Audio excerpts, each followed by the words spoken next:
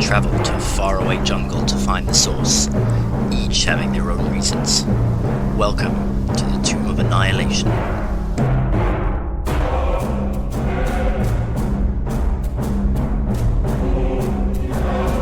Our Twitch stream. There we go. Oh, well, that's a pain in the ass. Oh no. That I've got to fix. Cool. Bear with me, guys. Is everyone still good? Yeah. I've got Rachel online. Amazing. Who else have we got? Everyone. I think everyone. Right, I just need to edit. Oh, we are missing Dusted. Again. So, we are Tomb of Annihilation, episode 19. Done.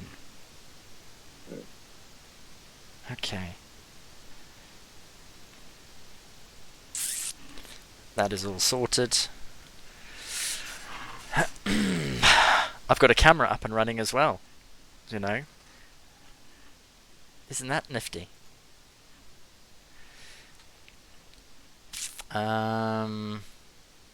Okay, so I am going to do that. That needs to stay big. Right, guys. So, shall we have a check sound off? Who is around? Dusted. Nope. We've lost Dusted. We've also lost our chat box for the night. I'll have to find some way to restore that during the evening, but that's okay. Dusted says that he will be with us shortly. Technical difficulties, unfortunately. I understand.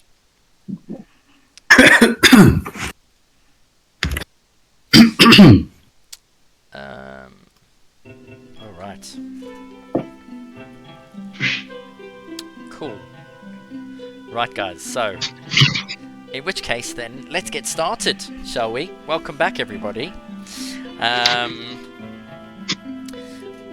Our party, Fortune's favoured, is on a mission to prove that they are not only trustworthy, but also that their motives are aligned with the teacher and the Aarakocra of Kirsabal. The mission is clear. The wastes of the blight that is slowly expanding, clear them, and restore the land to its former green self. As a reward, the party will be allowed to speak to the royal heir and in turn prevent a war brewing between the strong clanging dwarves and Fort Belluarian. The war is destined to destroy the Chultan economy and force Baldur's Gate to intercede, sending their army to the fort's aid, and this is something that the merchant princes want to avoid. But our party has not had an easy time acquiring the blood. Their journey has attracted highly paid assassins. They have encountered powerful undead, flying terrorfolk, and unspeakable creatures in the river. In our last session, our party visited the merchant and the blacksmith in Kirsabal and bartered away their unused magic items for gear to aid them in the journey into the Blight. The next morning you were woken by Nefer, who led you down into the Blight itself. You were joined by Azaka at the bottom of the cliff face, and the party was once again whole. Eventually, you reached the lands known as the Nsi Wastes, a nefarious bog littered with dead and rotting trees, spiny and thorny bushes, infested with stinging bugs, and resting above it, not 15 feet high, a toxic haze, which the party discovered was deadly to any flying creatures after Vargo sent Aki up ahead to scout the terrain. Even after finding 8 Aarakocra skeletons that had succumbed to the effects of the haze hours earlier. After spending the night in this despicable place, you set off the next morning, only to discover that the rain forces the toxic haze to the ground, poisoning all who breathe its air. Later during that day, you stumbled upon a lone brontosaurus, lost and seeking land. Dusted sprang into action, firing an arrow at the beast, but failing to find his target. Quick thinking from Valrus and Lunan allowed Valrus to prestidigitation the muck from the beast's eyes and managed to reach dry land without harming any of you. And this is where we pick up. It is midday, and you've just reached the shoreline on the other side of the swamp. I've marked it on the map in red, with a little X. Where to now?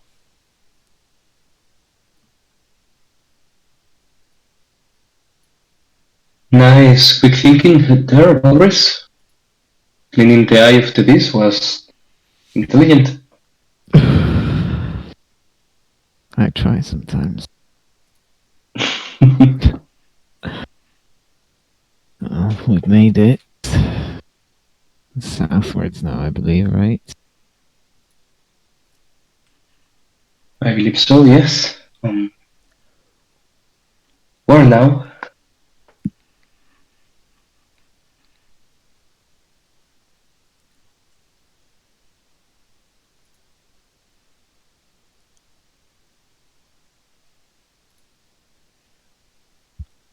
Heading south? Then why? Yeah.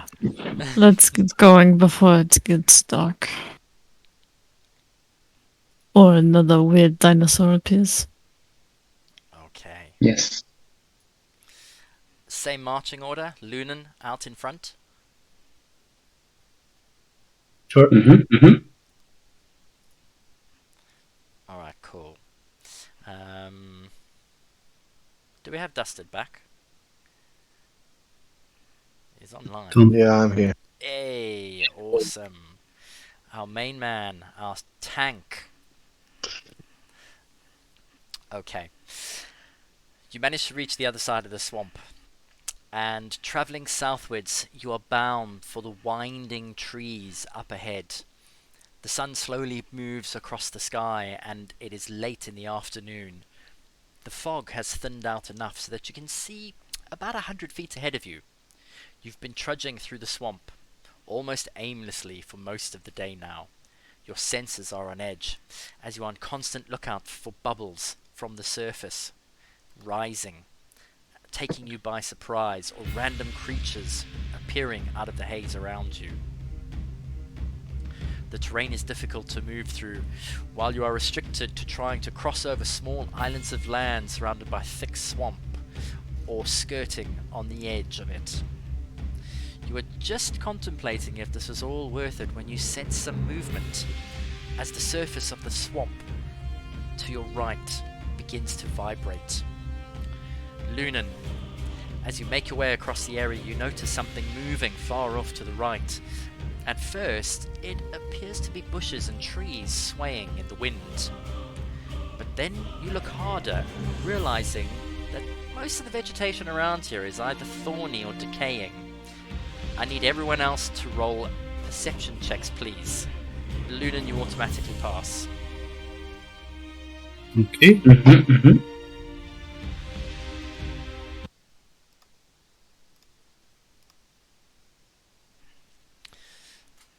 I do need to do is... So... Dusted, you get 16. Vargo, 10. Yelena, 3. Valrus, 17. Okay, get all of those bad ones out of the way quickly, Rachel. I hope so. Lunan obviously gets a 17 naturally, so I need somebody to roll for Ponty, and I need somebody to roll for Azaka, please. I'll roll for Ponty. I'll take a second. Okay. As you're trudging through the swamps, Azaka gets a 12. And our dear boy Ponty... he Hell gets a yeah. 2. I see what you're doing. Just wanna... Yeah. Roll it out. Okay, so all of you that got 12 or below, as you watch closely, you notice a mound of leaves, bush, ivy, and rotting vegetation all intertwined together into some humanoid form. maybe 10 feet tall and half as wide, slowly trudging through the swamp towards you. Those that passed, it appears to be about 80 feet away. It's moving at around 20 feet per round, per turn. It is dark green in form and easily camouflaged into the surrounding swamp. Let me just see. Everyone that passed, you also got above 16, didn't you? Yeah. Okay. So that is Dusted, Lunan, and Valrus. The three of you, looking closer, you can see what looks like 5 small, 3-foot-tall green humanoids following it. They too appear to be covered in plants, but are more grey or light green in colour, and look almost fungal. They're carrying crude stone spears and small, rough satchels over their bodies. They appear to be tracking the monster. Oh, let's quickly switch.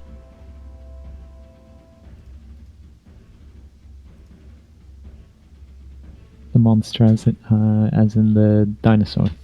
The monster Oh no, as in the bush. Yeah. The moving bush. The moving bush. Yes. It starts moving closer. It is now 60 feet away from you. Just when we found something in the jungle that didn't try to kill us. What? I try to signal everyone to get down and hide, and hopefully they will pass without noticing us. What is the problem? What is happening, guys? Get down. I Uh-oh. think we need to run. There's a bush moving towards us. Oh no, how scary, a little bush. Slowly but surely, the rest of you Bigger than notice you. it. It's moving towards you. And as you're chatting, it lifts its faceless head, and a mouth of branches and teeth of thorns opens up, and a roar emits in your direction. Roll initiative. I say run, and start running, kind of. Well, we just got told to roll initiative before you said that, so I didn't hear. Yeah, roll initiative. But you Perfect. can start running, no problem. Oh, okay. I am going to add them as 1. Let's add Ponty. Even when Luna rolls well, he ends up in the middle.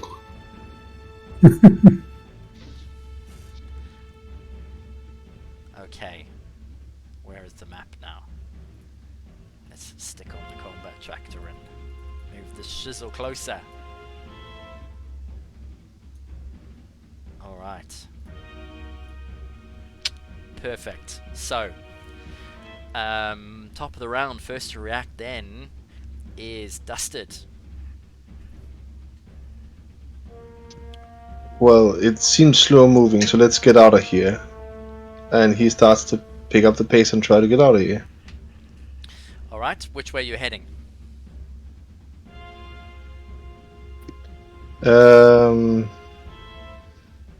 Wait, we wandered into these, or they wandered into us? They're coming towards you, and you are skirting the edge. You're between the jungle. And they were to our right, so they are coming from what is southwest, correct? They are coming from Northeast. within the swamp, which is north, east, southwest. So Yeah, but we were northwest. traveling south, Yeah. so if they are to the right of us, they must be coming from the southwest.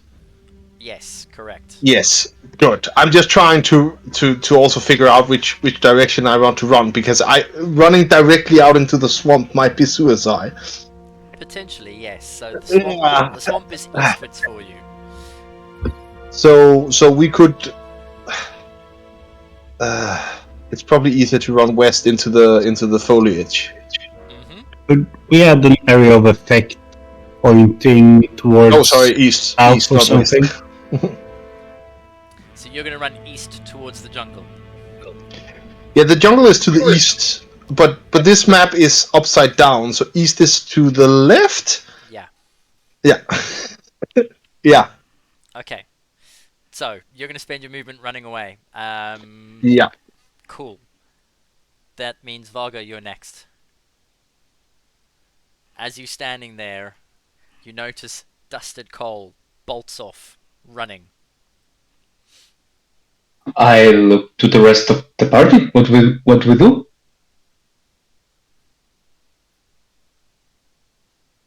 Follow Do you him. guys? All right. Barbo will use a minor illusion to make it seem like someone is hiding.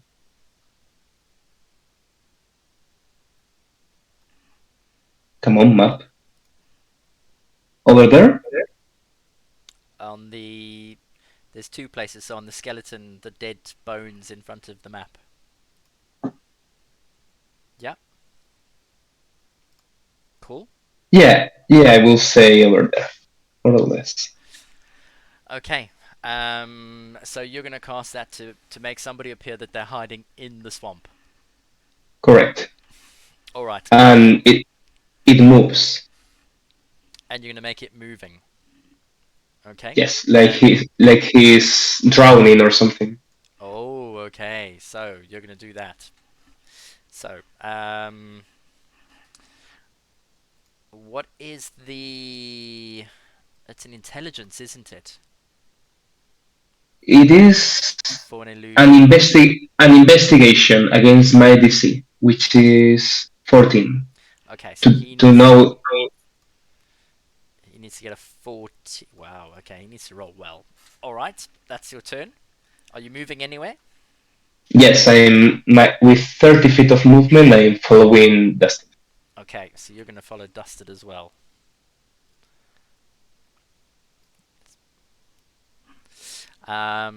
Next up then is Azaka. Azaka is standing right at the back of all of you. Let me just see. What do we think Azaka is going to do?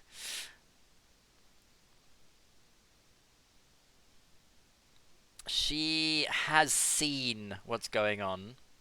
And she is going to pull out... I believe she has a bow. She has a longbow, and she's going to pull out her longbow, and she is going to have a go. With one attack. Oh. That's not bad. Did you see that roll? Nope. Oh, bugger. She rolled a 19 plus 4, she got 23. That's a bit of a pain.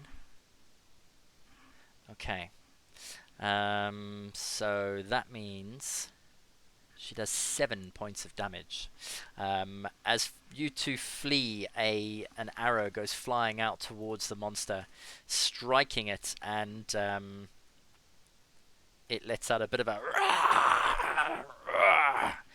And Azaka slowly moves a little bit to the side, taking cover behind Ponty. Lunan, it is your turn. As I'm screaming run, I turn around and see Dusted is already far away. And I will just start following. If Dusted did dash, I will do dash as well. I didn't dash. He didn't dash, he just said he was using his... Then I just catch up to Dusted, so I'm about equally far away. Mm-hmm. Alright, cool. That is your turn. Dalris, it's your go.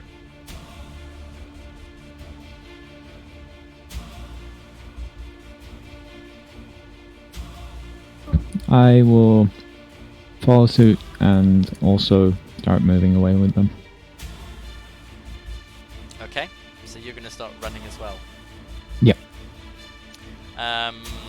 Ponty is going to cast Bless, I think. Which is a Saka, Jalena, and himself that's within range, because everyone has moved more than 30 feet away from him. Correct. So he's going to cast Bless on... And as he casts it and he finishes casting, he turns around. Guys? Hello? Oh. Oh. That is his turn. Yelena, your go. He will turn to Ponty and say, apparently moving bush is too much for us, so I suppose we're running away. Doesn't surprise me. And she's gonna also start running after the others. And she'll just give Ponty a nudge. Alright, so the summer Eladrin is going to run away. Yeah, it's pretty sad. Alright, as you're running away, the little things get their turn and they move up closer, and from their pouches they whip out what looks, well, those that rolled high enough, you do notice they pull out some sort of like handful of slimy bomb stuff and throw it at the creature, and you hear it landing and hitting the creature as it lets out a bit of a roar, stops moving and turns around, trying to look around for where that came from. Right, Dusted, your turn.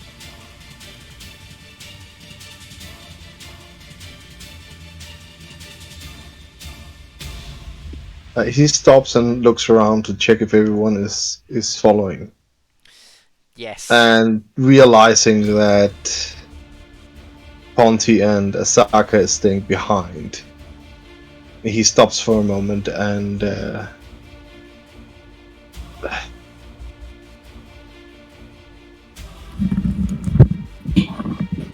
he is wait, how far is that away? Did they attack the creature, Yeah. these things, and it turned around? Correct. It stopped. You've now run your full movement, so it's a good 70 feet away from you. It's about 50 feet from Ponty and Azaka now.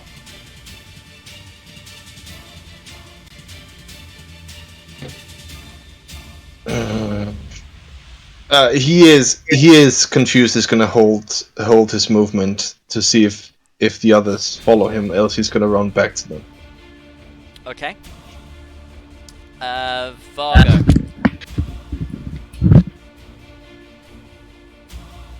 Alright, seeing that Dusted has stopped and the thing has turned back for some reason,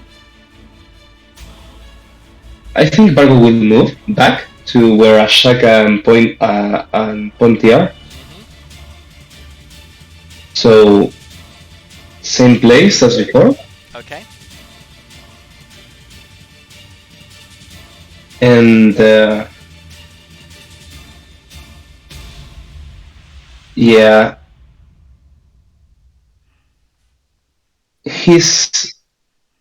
Vargo's gonna firebolt it. Okay. The range on your firebolt is 60? 120 feet. Holy But cow. never mind. Never mind. It's a natural one. Oh, okay. That's unfortunate. Alright. The firebolt flies wide as you pull up next to Ponty. And is that your turn? Yes. Alright. As you do, Azaka sees you moving forward, and hey, somebody has got some guts about them. Okay. And she pulls out another arrow, and she is going to fire. So, I tell you what, because my rolls won't come up on the roller, does somebody want to roll? She gets +4 to hit with a longbow. Not me. Roll a 2 and a 1 tonight. Who wants to roll for Zaka? I can roll. Oh, yeah, you go. No, you go for it. I'm rolling really badly. There you go. Oh, nice. Dusted Cole with a natural 20. No, Oh, wow. I wrote it wrong. I just put 20 plus 4. Oh. That's a good way of fooling the DM. Yeah. I'll remember that to next time. Yeah, okay. 17. His roll was the real one. 17. Is that your roll? Yeah. Okay, the 17 hits. So she gets a D8 plus 2.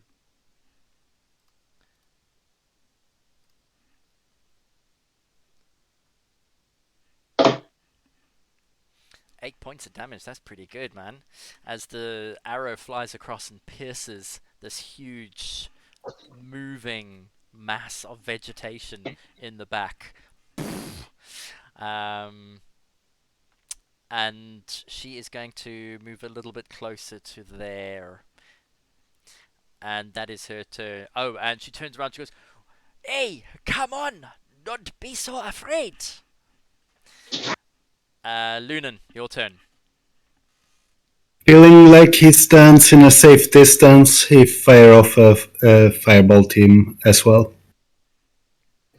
Okay, Lunan with the firebolts. Off you goes. Oof. 24 to hit. 24 to hit, definitely hits. And 3 damage, fire. Sorry. Okay. The flames fly out, and as it hits, with your high perception, you notice that it hits the monster itself is quite wet, and the vegetation soaks up some of the damage, as the fire doesn't appear to do as much damage as you expected. It just fizzles a little bit into it. But it's Yep, still fire doesn't work on this magical plant. We should totally run. it still takes some damage though. You see it flinch. That's my turn. Okay. Valrus, your turn. We're pretty far away, right? Yeah, you're about 90 feet away from it. Okay, that's slightly beyond range of... I'll firebolt it as well. Okay, are you moving any closer? No. Alright, you're staying as far away from I'm possible. staying. 20 definitely hits. Yep. Okay. There we go.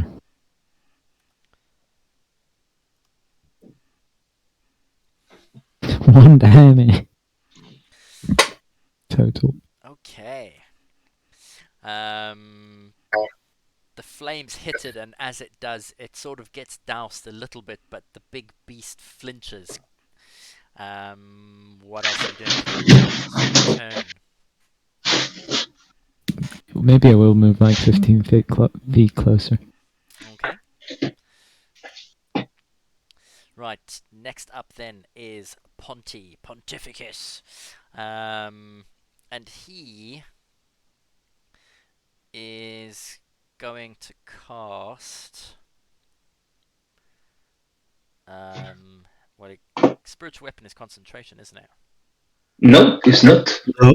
Oh, so you can do spiritual weapon and bless. No, because they are two spells. He can do a cantrip He and has a spells spell. already. No, I mean you can keep concentration on bless.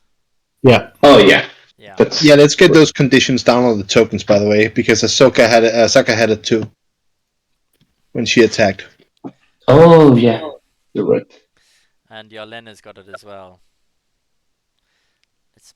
I'll do Ponti. He's blessed. Alright, so he is going to cast a spiritual weapon.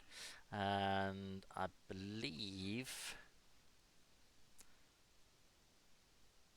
it's 60 feet. So he is going to cast it right next to the monster.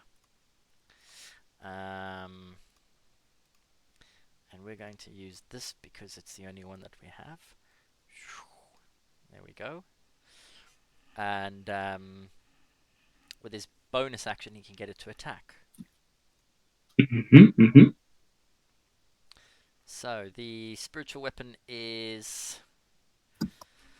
a melee spell attack, isn't it? So he gets +5 to hit with his spells if someone wants to roll for him, and then it's a D8 +5. Fargo in with a roll.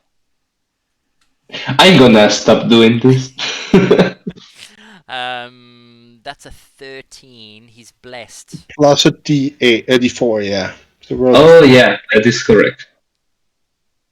13 plus 3 is 16. That hits.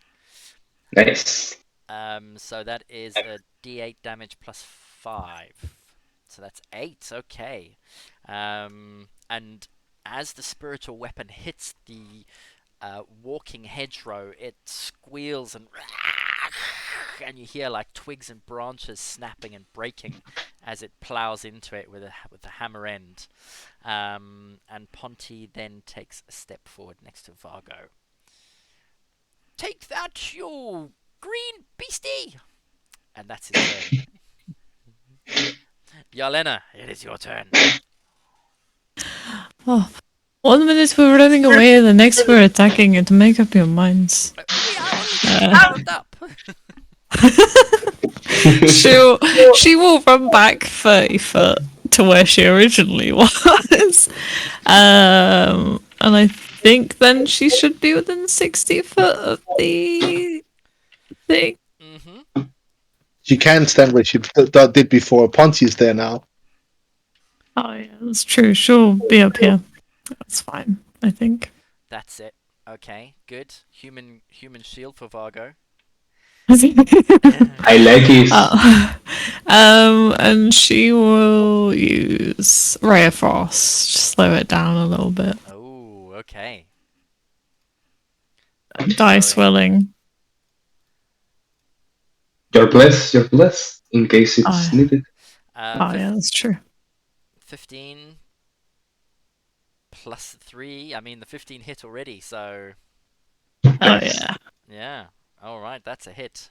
As the ray of frost goes flying out, streaking across, it smacks into the back of this growth of vegetation, the shrubbery that's so big. And as it does, you notice that some of the shards of ice seem to melt even before they hit into the beast. It takes damage, but not as much as you expected. Oh, He still has. disappointing. He still is slow, I think, so it's good. Okay, so it's resistant to fire and it's resistant to cold. Can we damage it at all? Yes, we can. Not at this rate, I can't. I'm gonna smite it next round. The spiritual weapon does quite a lot, as do the arrows. Mm-hmm, Yeah. I just want to quickly check something. Okay. Well, Oh, it's fire damage. Never mind. I was gonna maybe do Searing Smite, but it's fire damage. Oh, So is I'll leave it. that your turn? Yeah, that's it. Okay. Can I move back to the others, seeing how I was waiting for that? You were holding your turn, so yes, you can. Yeah. Good shout, Dusted. So whereabouts are you moving? Sort of here. Okay, and if I cannot move that with 30, I'll use kitty-like reflexes or whatever it's called, feline agility, so I can move double my speed. Yeah, and you still get an action if you want. Yeah, I have my bow out, so let's take a shot at it. What is this thing anyway? It is a shrubbery. I was asking Asaka since he stopped and fought it. Okay. I do not know the name, but it is like a big plant. And Ponty looks up and he's like, "Oh, I can find out. Oh yes, give me a chance." Next action, Ponty will whip out his book to identify the beast. I wanted to do that. Nice, Ponty. Alright. Just two scholars sitting down and comparing notes. No, I didn't hit it, I guess. 13 does miss, yes. You're not blessed, are you? That's... No, because I was the one furthest away, so I would have never gotten that buff. Okay. Let me just adjust my arrows. There we go.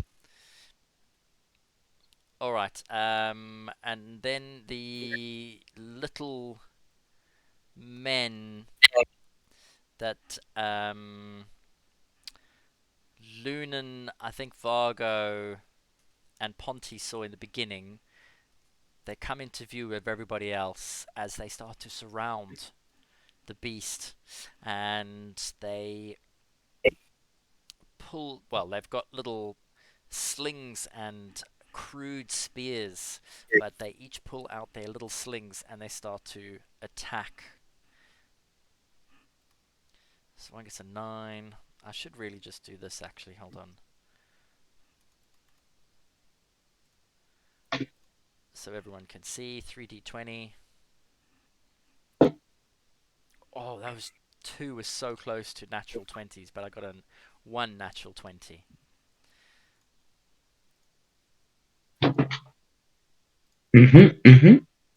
Okay, so, oh yeah, 4, 8, 10, 12 points. One of the little guys, the sling shot flies off, covered in this like gooey brown sort of like, it almost looks like squashed mushrooms as it flies and splats into the monster. And it screams and it goes, "Aah!" And its 2 big arms, as they then appear from the sides. Let me see. He moves. Oh, okay. He's only got a 5-foot range. He's going to move away to there. Spiritual weapon doesn't get a. Opportunity, no. Doesn't, no. And he is going to slam one fist down onto each of these. Alright.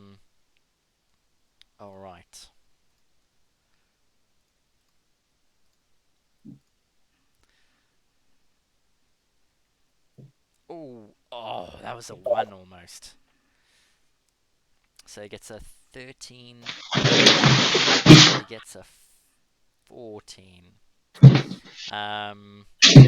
Alright, and as he does, the fist comes slamming down. Okay. On both sides, it slams, bam, down onto the first one, and it disappears under his fist as he picks it up, and down onto the second one, slams down, and as he lifts his fist up, you notice that the second one splatters underneath the weight of his fist as it slams on, and it kind of bursts and pops. The second one, as he lifts his fist, sort of stumbles back, and you can see he's severely damaged. That is the big green dude's turn. Next top of the round then, on 23, we have Dusted Coal.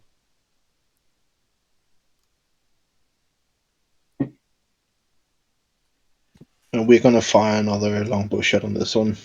Okay. I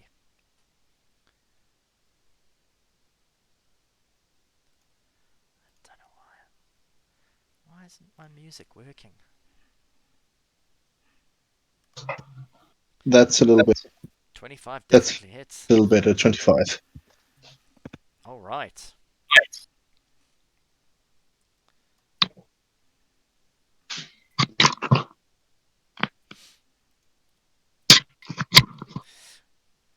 Okay, 8 points of damage. That will be 8 damage. Yep.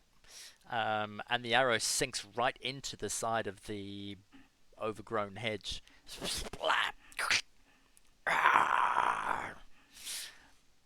Is that your turn? You can still move?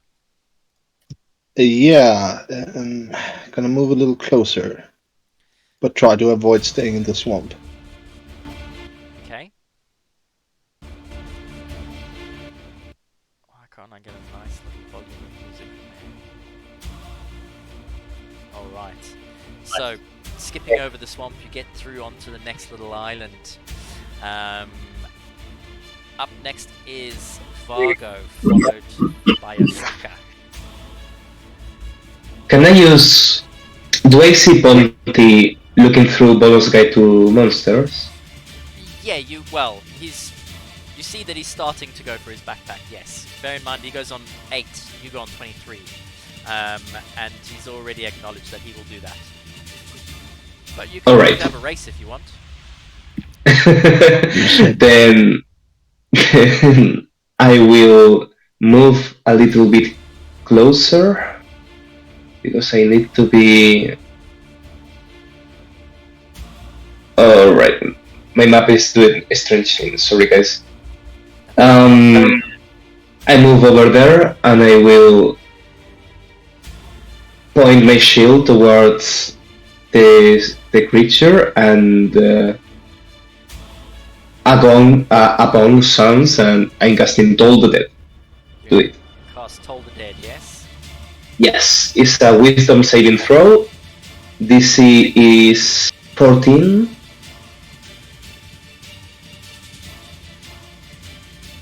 Wisdom And Wisdom saving throw DC 14. The wisdom of the plant knows no bounds. if it fails for damage, necrotic, in case that matters. It does fail, and it takes 4 points of necrotic damage. As the bells ring out, it almost shudders as it hears them.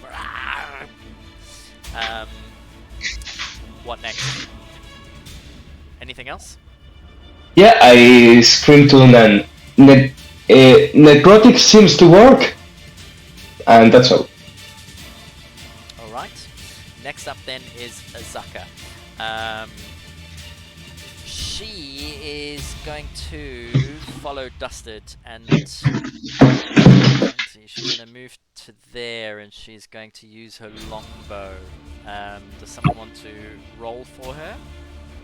She gets +4 to hit and a d8 +2.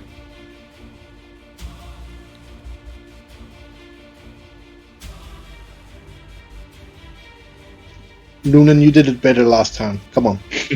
Okay, doing it.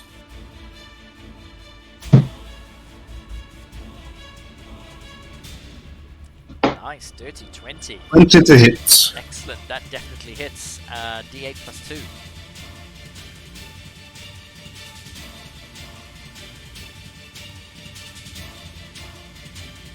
Oh, Nice. Dude, that's good rolling.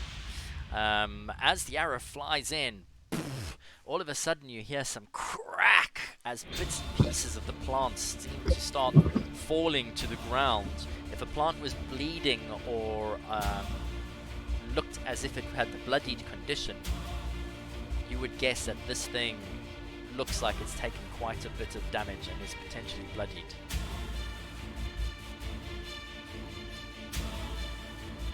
Okay. That was Azaka's turn, yes? Next up, then, on round 20, Lunan, just before you. hearing Vargo in the distance, I run up to here-ish. What? What's happening? Oh, hello, enemies. It's Bubbles. It is Bubbles, yeah. Slowly the surface of the swamp, 2 bubbles begin to erupt in the swamp as they slowly start to rise. Coming out of the swamp, they're only 2 foot big. On turn 20, let me add the bubbles to the tracker.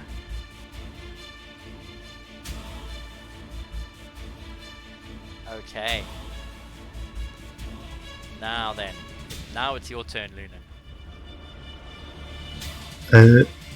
Lunan, seeing that everyone gave up the idea of fleeing, and hearing Vargo, runs up to here. I should be able to get to there with 35 movement. And cast Hold the Dead on the Big one thing. Okay. Yeah. Cool. It's Wisdom DC 15 for me. Wisdom DC 15. So let's see. Hold on. That's the wrong thing. I'm rolling for everyone. Oh man, that was so close to 19. And with 11, it fails. Roll. I rolled the Nice. damage. You rolled your damage already. Yep, 9 points. just have. Right. Okay, and as the bells ring out, you almost see it start to shudder as it goes bong. It's like, "Ugh." Lumen, I think at level 5 it's 5d12? I mean 2d12? Oh, you're level 4. Yeah. Oh yeah, sorry. That's I was like, have you guys leveled up? yeah, my bad. You weren't alone in that thought there. I was thinking the same thing. Alright, Lunan, anything else? He's good.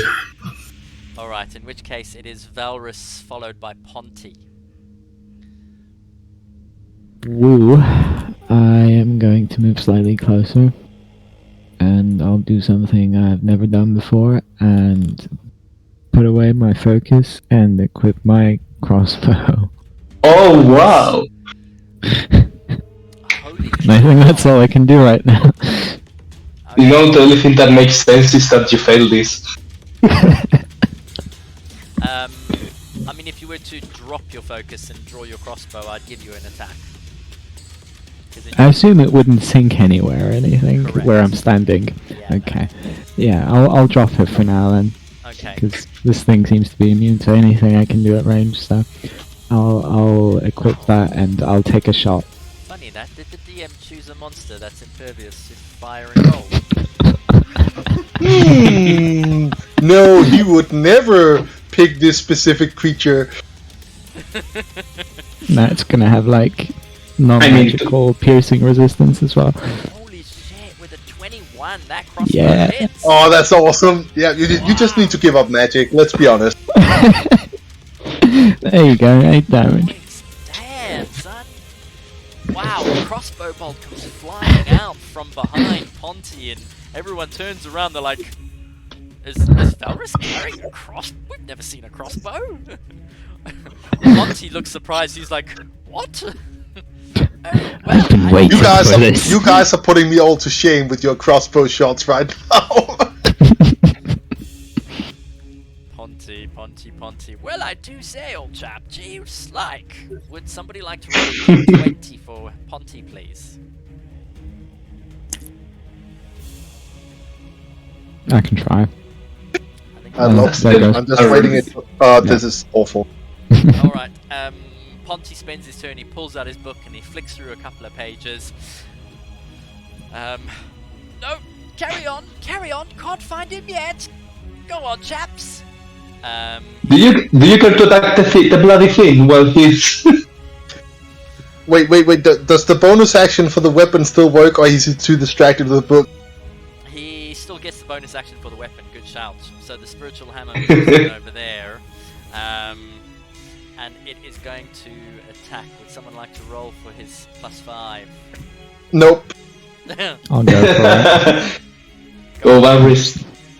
Imagine the +5. There you go. Wow. That hits That regardless. works. 24, good job. And that's D8 +5, isn't it? I'll be over here if you need me, okay? Next time you just let me run, okay? There you go. Okay, well, 7 Seven. points is still quite good. As the spiritual hammer swings and almost breaks off bits and pieces of like branch and vegetation that start crumbling to the ground. The monster tends to scream and swats back at this magical weapon that's beating the shit out of it. It is Yarlena up next, followed by the other monsters. She's gonna draw her short sword. And then she will run 30 feet, and then she will use her face step for the last 30 feet. Oh my! Wow. You go, girl! She's going all in, I guess. Well, Wow, yeah. So you did. And now we run. Do a little run, do a little stretch, then get down Yup. and fight. It's like, I think it's up there. Hold on. Yeah. Okay, there. guys. Now we run back. Then she teleports Okay. here. Right. Now your face step as a summer, he gets to save or something, doesn't he? What is it? Yeah, when you face step, you can touch one willing creature within 5. Oh no, spring. Sorry, not spring. I can't read. Wait, Sight. each creature of your choice that you can see within 5 feet of you takes fire damage equal to your charisma modifier. I don't think there is a save for it. Oh, okay. So Oh no, yeah, there's no save for it. Is it from where she teleports or from to where she teleports? Where she lands, yeah. I think it's where I land. Yeah, yeah. after I use it. All right. Yes. Is the bubble hostile? I was hoping to pop. I was hoping to pop it, but now you're very close to it. Why don't you roll a perception check? Oh yeah, before she decides to hit the bubble with her fire, she will double check to see if it's. It said within 5 feet, so. It's Oh yeah, the bubble's the too bubble's- far away. Yeah, it's too far away. Yeah. But with that perception, you know that the bubble is. You've seen it before rising out of the swamp. It's correct. It's like a pocket of air that grows to 10 feet and then bursts. And at the moment, it is at 2 feet. Okay, Or at so least she by will the have. end of this round, it'll be at 5 feet. Okay, It is so still she'll busy have to growing, move. so it grows like 3.5, 4 feet per turn. Gotcha. Right. The thingy in front of me takes 4 points of 4 points, okay. fire damage, but I assume that's halved. As you appear next to it, sparks sort of like shimmer around the front where you are, engulfing the creature, but very, very small flames, which die down quite quickly. Is that all your action, or do you still get an attack? Yeah, the face step's a bonus action.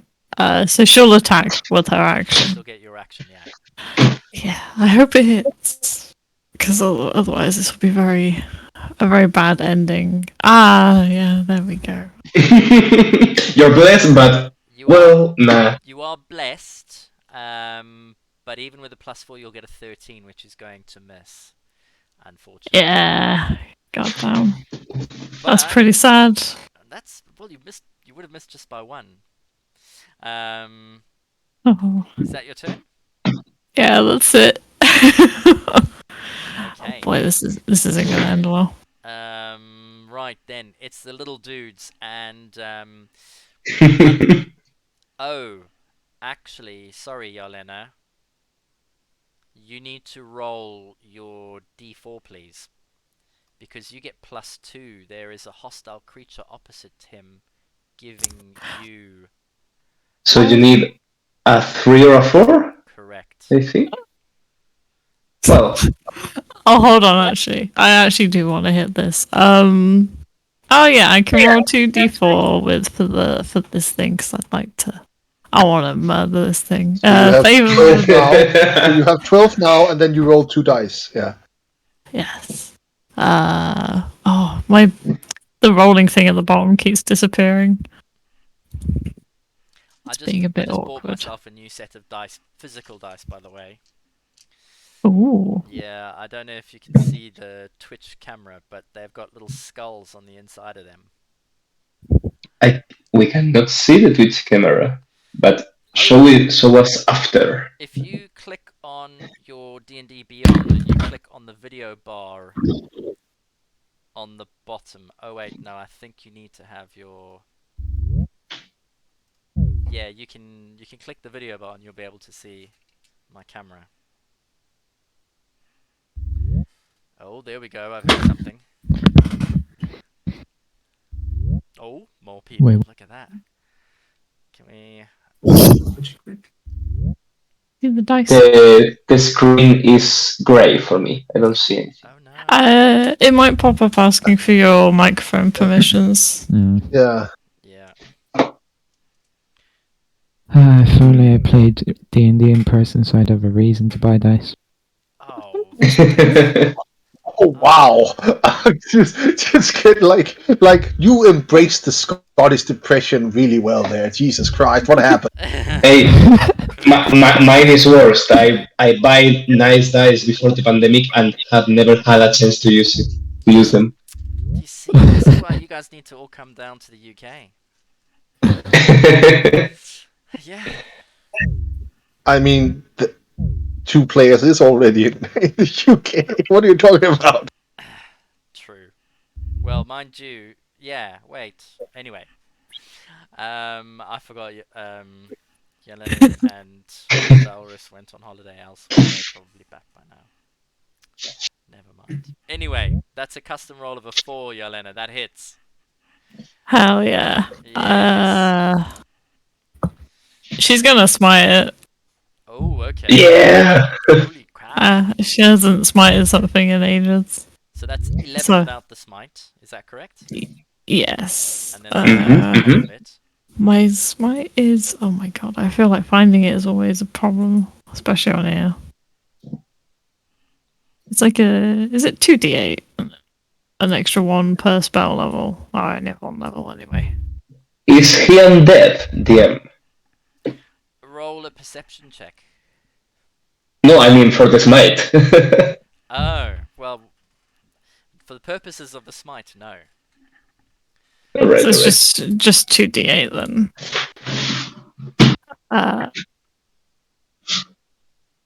For radiant. Radiant or fire? Radiant. Wow, okay, radiant. Jesus, 23 damage. Ouch. That's pretty damn good. 12. Okay. And it is still standing, Yolena, but as it does, it lets out an immense roar as your short sword bursts into radiant damage, almost demolishing the area that you struck. Bits of burnt, crisp vegetation fall all around you as you look up at this thing and scream, "Rah!" 10 foot worth of green, shambling bush standing over you. Is that your turn? That's her turn. She's done. Okay, and as you do that, right, these guys, this one slowly starts to try and limp away. It uses its action to disengage, and it moves around this tree and slumps against the bark of the tree. The other two come running across as they see that you've engaged, Yolena, and this one comes running in, and with its spear it jumps and attempts to dive at the monster. Or cheer them on as they do. Will she? With how Yeah. weak she's been lately? He hasn't been hit yet, so she's not vengeful yet. And you see this little one as he starts making these kind of blowing, sucking, and whistling sounds as he starts racing in, leaps in the air, and with his spear comes slamming down, and just clips the monster, missing altogether. The second one, that's the one just near you, comes running in. And as he does, he's only 3 foot tall, bear in mind, but he comes running straight towards you, and as he stabs his spear towards the monster, he jumps and tries to shoulder push you out of the way. I need you to roll a contested strength check if you're going to resist and stand your ground. It's 3 feet This- tall. Does it look like there's a reason as to why it would be pushing her out the way that she can see? Because if it looks like there might be a reason, then she'd probably go with it. Go to the bubble, Jelena, shove. Roll, that's true. Roll a perception check.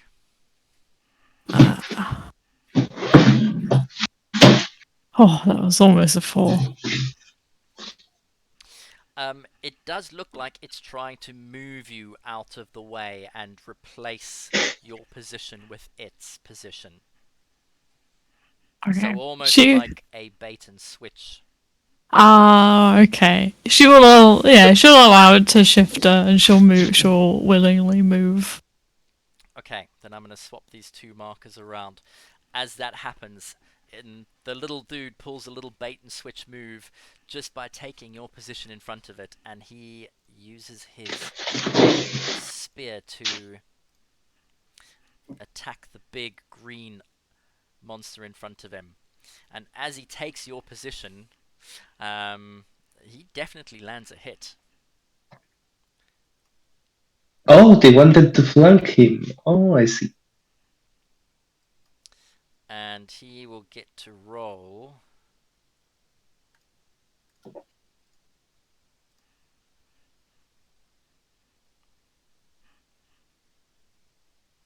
He does 7 points of damage. And as he... Oh, actually, mind you, it was 7. And that is his turn. And as you notice him taking his position, next turn, the big green carpet, you see 2 fists come slamming down where you were standing, right down on your position. And did I roll once? I thought I rolled a second time as well. Yeah, 7 and 6, right? So the Or first was one hits armor class 13. Oh wait, let me just check the 7. Oh, the 7 was the damage roll. 6 was the first roll. Yeah, I think. Here comes the second. didn't do 2.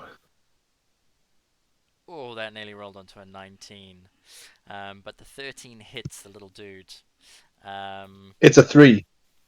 The first one hit him. Oh, okay, sorry. Yeah. The second one, okay, well, as the second fist comes, the first fist comes slamming down. The second one is just to make sure. As it comes slamming down, boom, just where you were standing, Yelena, it lifts up and it looks down.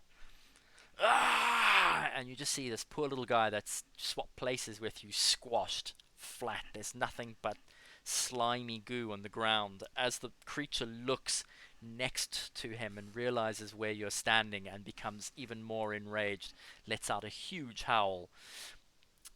Top of the round. She's gonna scream back at its face. Shit. Dustin is just gonna make a sprint forward up next to Jelena. Okay. There. And he's gonna sheath his longbow. No, he cannot do that. He has to keep the longbow up. Yeah, that's his turn. Well, do you have to sprint to get there, or dash, or can you get? Yeah. It was 35 feet to just get within range of Jelena, and I need to be within 5 feet of her. Okay, so you weren't running to attack. You were just running to. I understand Do- what you're going to do next. Yeah, It's also 5 feet. Because otherwise, yeah, but that was 35 feet, so I thought I might as well move up and be within melee distance. Yeah. Okay, is that your turn? Yes, please. All right. Then next up is Valrus. How is the bubble next to? It has grown to 6.5 feet big. It will reach 8 feet right after your turn. Both. Yeah. I will firebolt. That's it. Pardon? I will firebolt that bubble. The one that's in front of the monster. Yes, 16 to hit. That definitely hits. Roll your damage.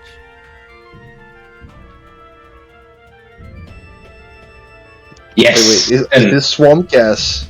Are we gonna blow up now? And as the firebolt hits the bubble, it bursts. And it bursts in a circumference of 10 feet from the bubble. Half of the gas explodes, flying upwards as it starts to settle, but everything that goes outwards gets set aflame, and the bubble almost seems to become like napalm as it flies outwards, landing on the edges of the circle. Landing on the edges of the swamp. Is that 10 feet? That's a lot. Let's just double check the size of it. That's a 15. That's 15. But yeah, That's 15. That's only 10, but it's 10 feet either side, so it must be thick. because it's radius 10. Yeah, so you have to make it 20 wide. It will be 4x4. Or 5 by No. 5 actually, because the monster's large. So yeah, that's correct. Yeah. So it's a There you 10-foot go. radius from the edge of there. Fire spews out as the bubble bursts. And the bubble bursts and disappears. I see you sneakily put another bubble over there. Another bubble. Oh yeah. Next up then is Azaka. And Azaka is going to, I guess, use her longbow again. Does somebody want to roll for her? Sure, why not?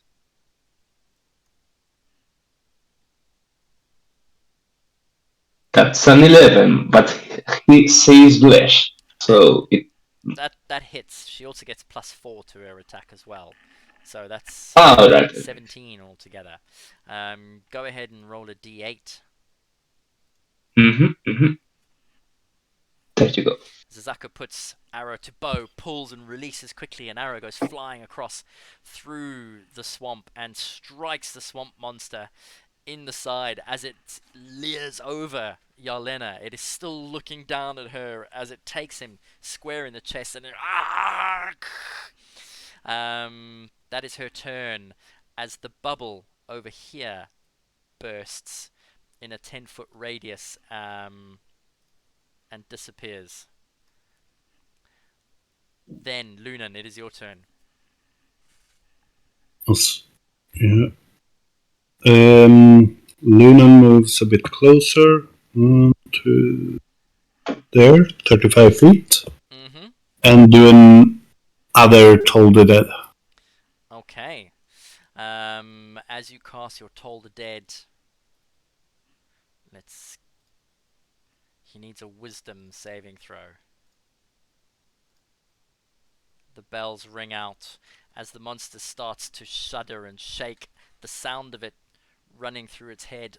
Oh no! And you hear ding, ding, ding. Roll your damage.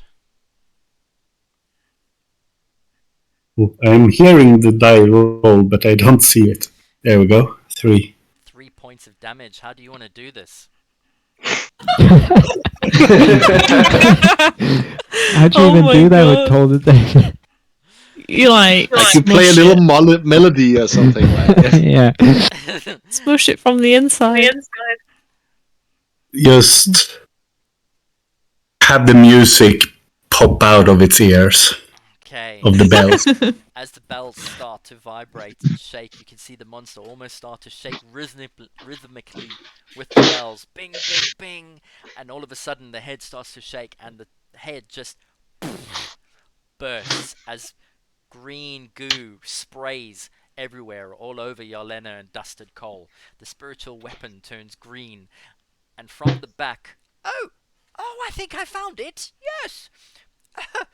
Oh, it's a shambling mound, everybody. Oh. Hello? Where's it gone? Thank you, Ponty. Very useful.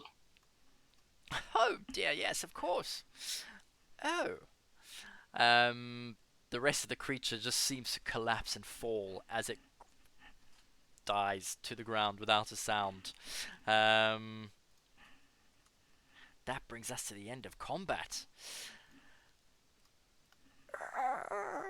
And as you are looking around and you hear the sounds of a croaking little 3-foot-tall dude around the side of the tree, the other one runs towards it, and you can hear it almost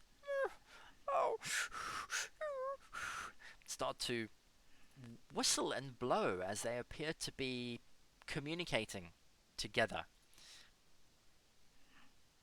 Yalenda's gonna run over and raise her finger with she's gonna try and lay on hands, but she's gonna show them first.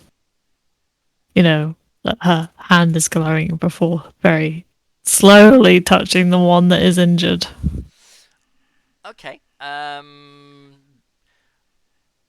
So remind me, what are you going to do? So you're going to try and lay on hands. The injured one by the tree for like 3. Well, no, like 5 points. I think I'll be fine. Yeah. Okay, so you're going to move around and you get down next to it. Yeah, and she'll do it very slowly, so then they can intervene if they don't want her to. Okay. Roll a persuasion check for me.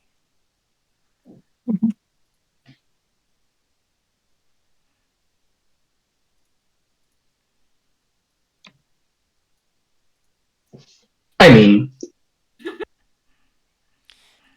Yeah, that'll definitely do it. As you're leaning over and you're sort of making weird hand gestures, the one on the ground looks up at the other one,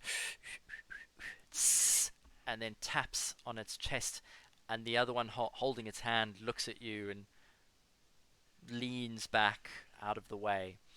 You slowly lean forward and describe what you do.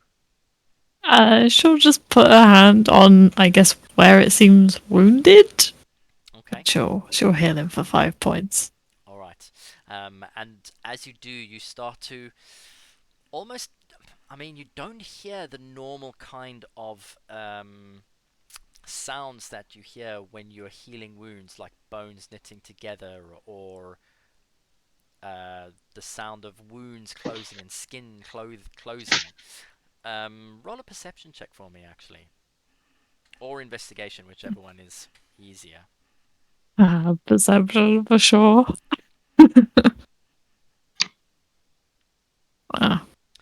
Okay, so as you touch this creature to lay your hands on it to heal it, it almost feels slimy. It doesn't have skin. From where you were standing in front of the other living, actually, you know what it was now, the shambling mound. Both of these creatures and the shambling mound appear to be made of vegetation. But as you touch it and heal it, you do notice that the creature itself under your hands, this rough plant-like substance that it uses for skin, begins to grow slightly greener as its eyes open wide, and it looks at you and then and tap tap tap on its shoulder and starts to nod, and it looks at the other one, and the other one tap tap tap, and they both get up and start to brush themselves off. They move over to the corpse of the shambling mound, and they look at all of you around. By this stage, the other bubble has burst, and I'm going to take it off the map. The gas doesn't affect any of you as you all move closer to the corpse, and you see these 2 little 3-foot-tall plant creatures. They move towards it and grab one of its arms and then start to pull, and realize it's too heavy for them as they put one arm over the shoulder, and each of them start to try and pull and drag it towards the swamp. But as they do, their feet sort of like slip on the ground, and like mice trying to pull an elephant across like, some difficult terrain. They can't get it to move. They stop and the one looks at you, Yelena, and as it takes in a couple of breaths and whistles and starts to tap, and then points at the creature and does like a pulling motion with its hands. And as it looks at you, its eyes almost seem to sparkle. Yeah, she'll move over and help them, and she'll look at the others and shrug and say, I suppose maybe we should help them? They definitely helped me. yeah. works for me. Actually, Dustin is gonna try and get. Before he starts helping, he's trying to get to his backpack and pull out one of the Twinker figurines he found. And then he holds it up and tries to look at one of those creatures and the figurine, trying Chwinga. to compare them. Okay. Looking at the figurine and looking at these little guys, they don't look the same. I'll send the little dudes in front of you almost look as if they could be the same sort of background as a frog, whereas the Chwingas look more fey-like. They've got more wispy features. These guys have got Yeah. more. I would say they. I don't have a very nifty book I can look up, so Yeah, I used comparison like that. But once he's satisfied, he's just gonna start pulling on them anyway, Okay. on the shambling mount. Yeah. Okay. I would like to ask Ponty to search in Bolo's Guide to Monsters if these creatures appear, and if there is time, I would like to cast Ritually Comprehend Languages. Okay. Do you have to be? Can you be moving? I mean, it takes an hour No. to cast. No, it's 10 minutes, but Sorry, I have to be not moving. Yeah. I'll say yes. You can. You ask Ponty to have a look. And while he's paging through it, you get to working on your comprehend languages. Oh yes. He flicks through it. Oh, I do believe I potentially may have found them. These are native tribes of Vegepygmies. Yes. It says here that they are plant-based creatures. Oh, well, that is quite interesting. Oh, that would explain their outlook and their coloration. Oh my, who would have thought it? Ah, they certainly don't teach this in the academy, do they? Oh no. DM question. Shoot. At any given point, do these creatures happen to have spoken in Sylvan? No. Okay, then I continue with the ritual. Alright, what is everybody else doing while these two nerds... I'm helping dragging the shambling mount because Yes. when Jelena wants something done, it has to be done. That's how it is. That's the rules. Alright. Wow. Valrus? She glares at you as you stand on the sidelines doing nothing. I will Valrus watch. is stroking his crossbow lovingly. Yes. Does he still stand there? If he does, she'll yell at him. Oh dear. Valrus, it sounds like you don't have a choice, man. I will go and pretend to help. Okay. And Noonan? That's better than not helping.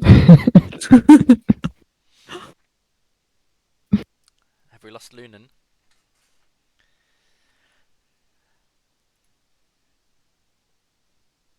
Oh, Lunan, are you alive?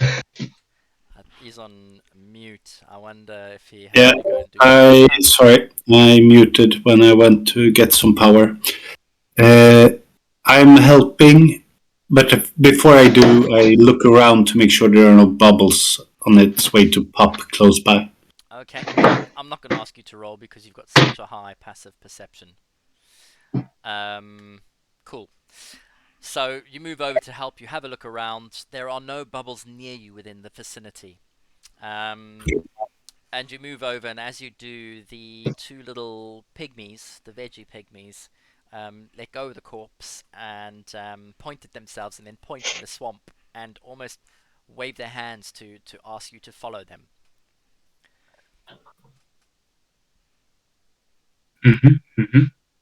So not into the wastes, right? Out, away from the wastes. Into the Wastes into the swamp. Mm.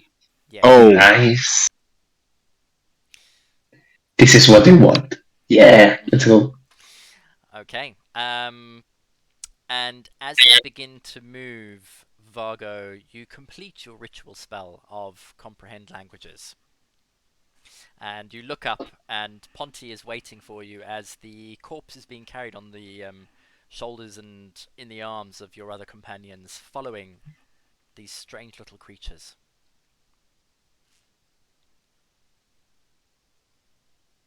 All right, I follow. They don't understand me, but I understand them. How do you know? Because of the spell. I Okay. can understand them, but they don't understand me. Right, so we'll get to that in a second. Eventually, Mhm. then, you all agree to follow these two strange little creatures. Moving through the swamp, for something so small, they appear to be made to pass through this terrain, as they skip and hop and jump through many of the branches and obstacles blocking their way. Following a zigzagging route over the smallest bits of land, they make their way southeast deeper into the swamp. You follow for about an hour, as the slowly dipping sun begins to disappear from the sky, when the one in front lets out a loud hiss and points forward with its spear. It whistles and makes a sucking sound. Tap, tap, tap.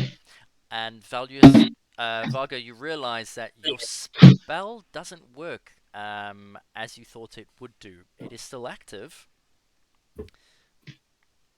but Okay, okay. they don't appear to be speaking any language per se. All right, that's good to know. Okay.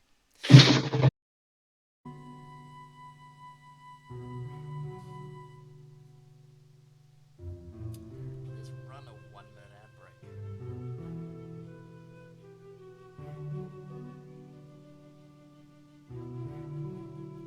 You know what? This stream manager.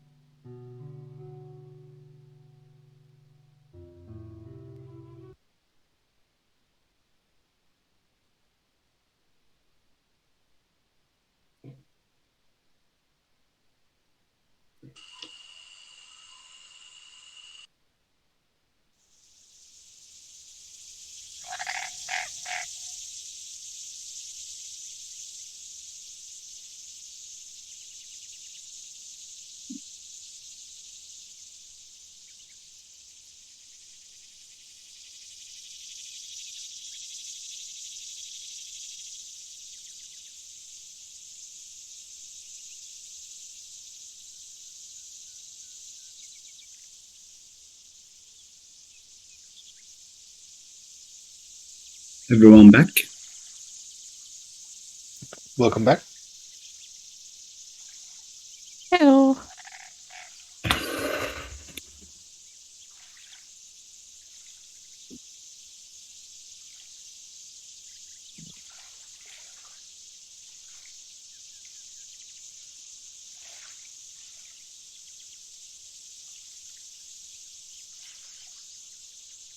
I think we're missing a DM. It seems. Someone could Because take over. I had myself Oh. on mute. He has changed music several times, so he must be here. Yeah, he's somewhere here. Enjoying DJing way too much. I was talking to myself. I heard some like tapping going on in the stream, and I was like, "Is that from me? Maybe I should mute my mic." So I muted my mic, and I forgot to turn myself on, and I was busy talking to everybody, and you just didn't hear me. Hello? Hello. There you go. you're not muted, Stefan. Taking the piss out of me. Okay. Are we back then? Yes. Alright. But our tokens aren't. No, because we've changed maps. You won't see them. It's just Azaka and Ponty. I pre-prepped those two. Didn't know who would make it, huh? This is true. Yeah, I didn't realize you would all stay at range to fight the shambling mound. I thought I'd be able to squash at least one or two of you. I was waiting for Dusted to do his like bait and switch dance moves, you know? Nope. Oh darn. Right.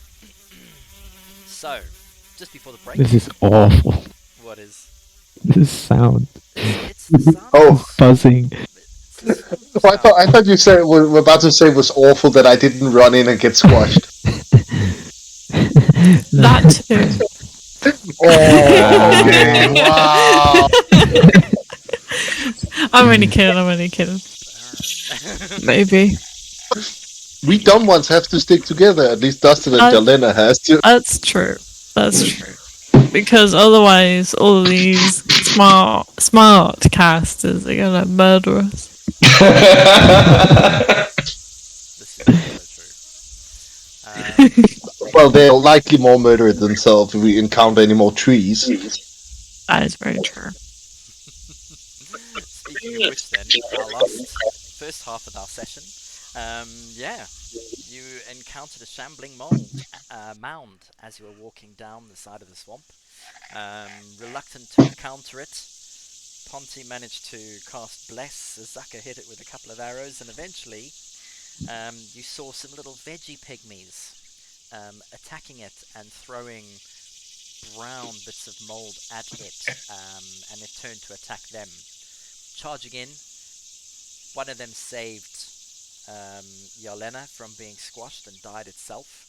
Another one got squashed, pancaked flat, and the third Yelena managed to re-heal. You picked up the carcass of the animal as they instructed you to do, or asked you to do, and you made your way through to their small little village.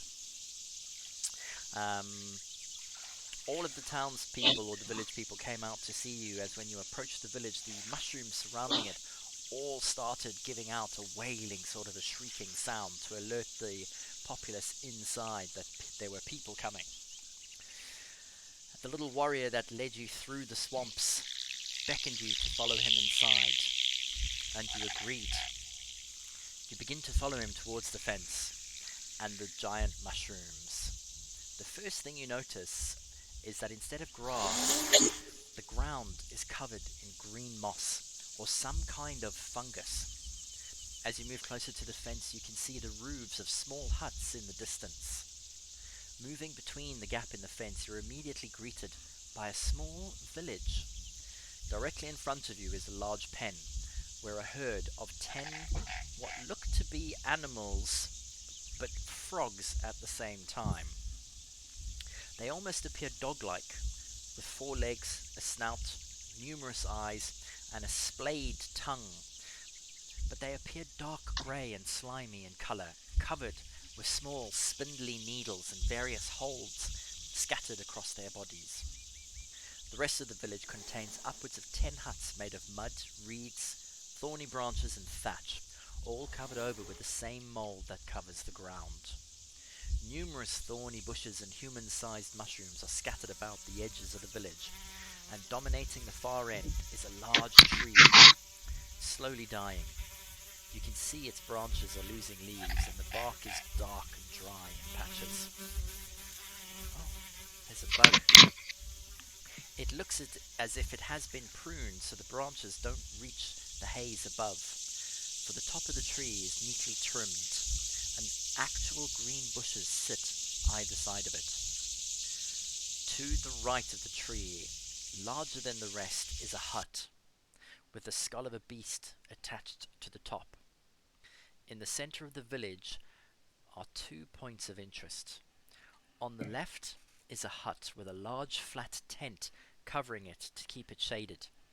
The tent appears to be made from dinosaur hide, and on the right is a large mound of earth surrounded by small stones, and in the center is a small wooden tree stump that serves as a platform.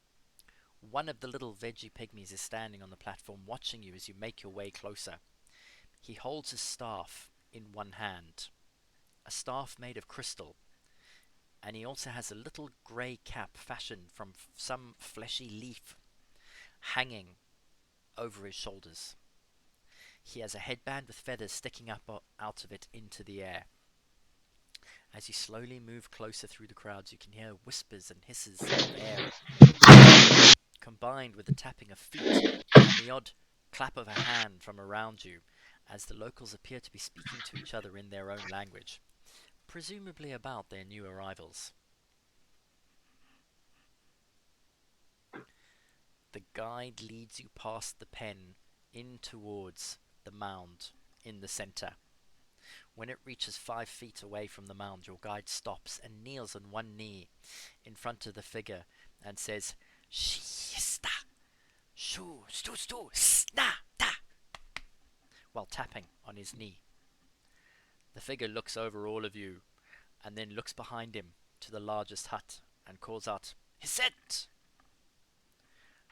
The rustic wooden door to the hut opens wide, and through it walks another fungal person. He carries a small gold rod in one hand, and he wears a matching band on his head. A much longer cape hangs from his shoulders, and his coloration appears slightly lighter than all the other fungal people. He also has numerous growths all over his body, small furry balls that look like spores. Behind him, another fungal person follows carrying a stool, head bowed as it walks forward and places the stool down next to the mound. The new fungal person moves forward and takes the seat, looks up at the one on the platform and nods, saying, "Hista, st, stu," and taps his chest. At his command, the little fungal man on the podium waves his hand as he says a command, "Fwa, sta." I need Yarlena, Vargo, and Lunan and Valrus to roll a perception check for me, please.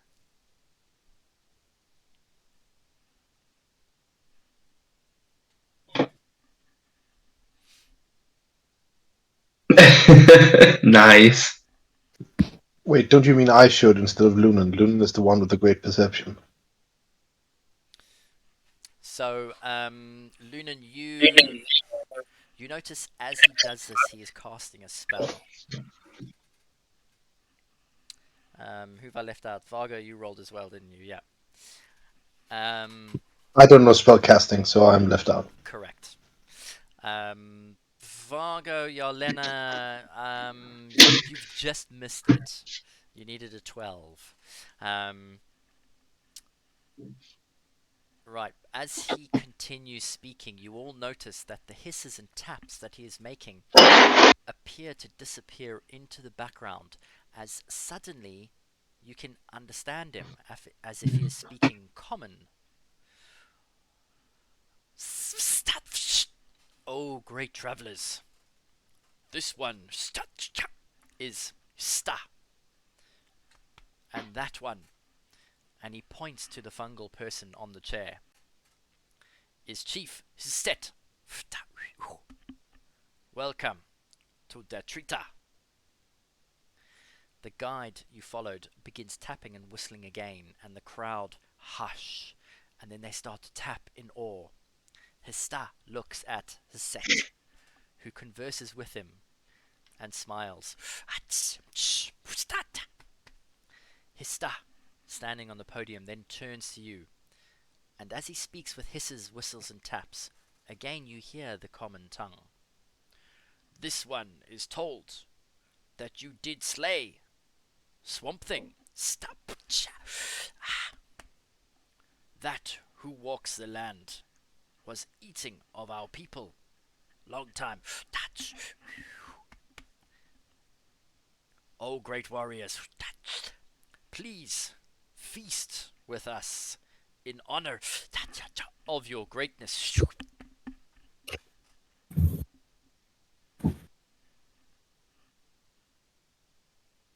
Sure. May I ask, what are you? We are the pygmies of the swamp.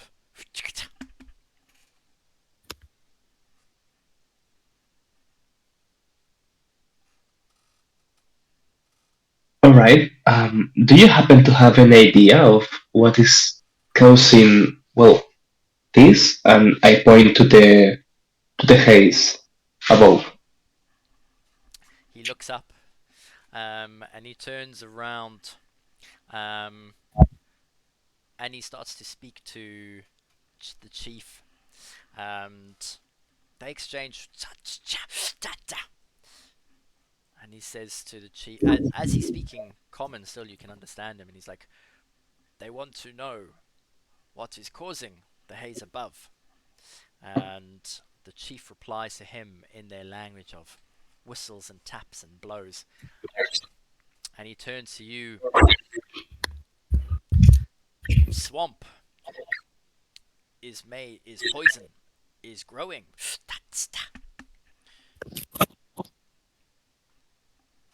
There is a poison underneath the swamp.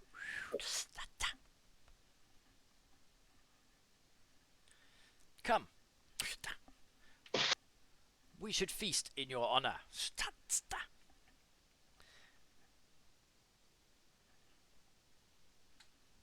Right? And he slowly I have. begins to step down off the little podium.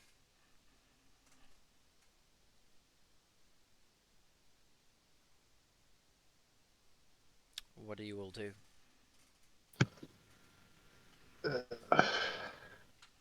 Was there an indication that the pygmies saluted their chief with anything else than knocking their chest? Because that should be a bow and knocking the chest at the chief. Roll a perception check for me. Yeah, whichever one. I know you can't roll intelligence because it's so bad. Well, 17. So, in the couple of hours that you spent with them walking here and observing how they speak, the rhythmic tapping is actually part of their language. So as they talk with like whistles, blows, and sucks, because they don't have a voice box like we do, the taps that they do are actually part of their language. So a form of vibration almost, yeah. No, but I was just if there was any symbolism that they greeted him with, not the language itself. So I noticed that some of them knocked their chest whenever they met the chief. Yes. So I wanted to replicate that. Ah, okay. So how are you going to replicate that? Actually, mind you, you rolled a 17, didn't you? Yeah. So the chief is Haset, and it appears that when you say Haset's name, you thump your chest with your fist to pronounce the start of his name. Ah, okay. So it's not just a greeting, it's actually his name. Ah, okay. Yes. Well, And so his star, the beginning of his name is 2 finger taps on the chest, and then breathing out. okay. I need to write this down. Just a second. But yeah, I don't know what I want to do with that. I just want to greet them or respect them in their language, but I have no idea how. So Okay. Vargo will follow. He's angry. Okay. Anyone else? yes, I'll follow as well. All right. Vargo and Dusted nod their heads in agreement. What about the rest of you? Yeah, Yala will follow too. Lunan? Yes, I follow. All right. So you all agree, and Hista nods back to Hiset, who then begins to issue a few commands to the rest of the tribe. Hista steps away from the tree, and 2 of the fungal people from the crowd move forward to remove the stump as several others from the crowd begin to bring out stools and huts and set them in a tight circle in front of the mound. Others begin to start building a small fire on the mound, and a large cookpot and what looks like meat is brought out from one of the huts as they all set about to begin preparing a meal. During this time, Hista beckons you to take a seat in front of the mound on the little stools provided. Come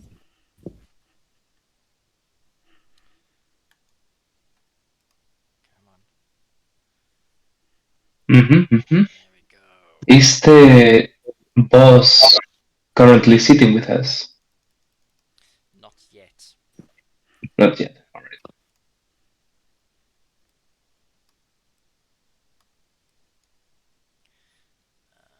In fact, I think I've already got it on the other Dustin map. takes the seat. Well, I have to say that this is not how I expected to Okay. end the day. So, once you're all seated in the small circle, Hista says, "Please tell me how. Tell this one how you came to be in the swamp."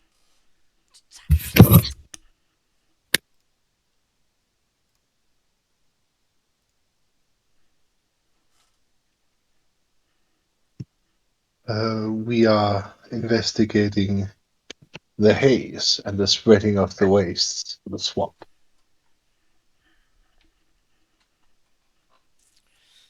The swamp, The indeed. bird, the bird folk fear the poison and want to know what's causing it. You said it was a poison spreading underneath the swamp. There is a poison that is around. It is draining the land of the vegetation that we thrive on and that we eat.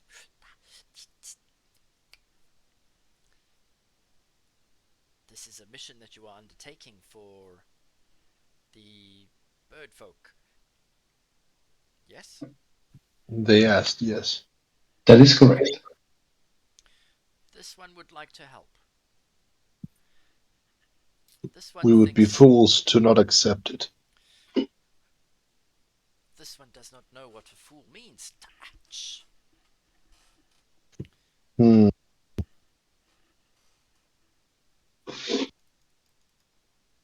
What is this word fool? This one is curious. And at this point, the chief takes his stool and he sits next to the speaker at the head of the circle as you're all sitting around. The darkness slowly begins to descend over the village as night begins to fall.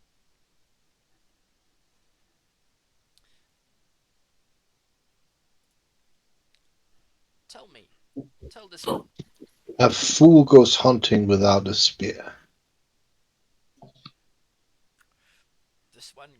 This one goes hunting with the tribe without spears most times, but this one takes other things, Yes. as does that one. This one is always prepared.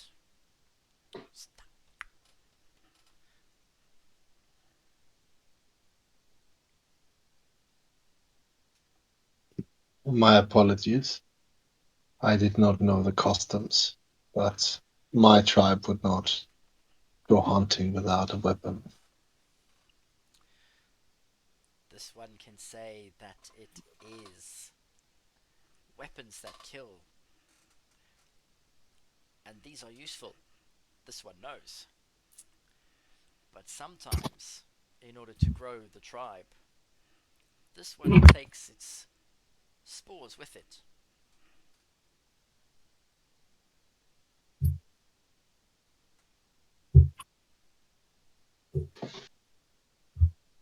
Agreed.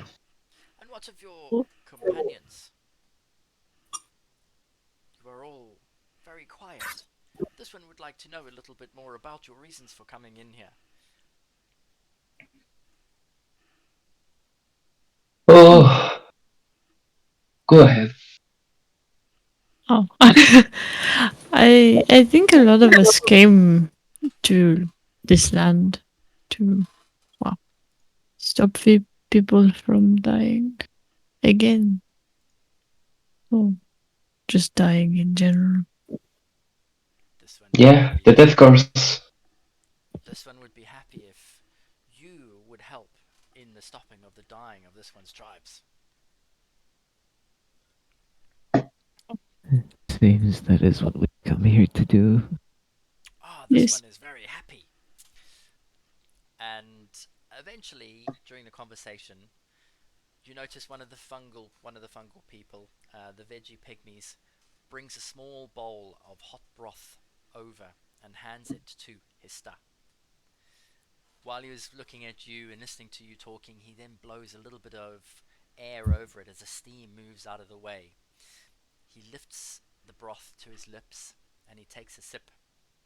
And then from behind each of you, a hand from a fungal person appears, hovering just over your shoulder, holding a small bowl of broth.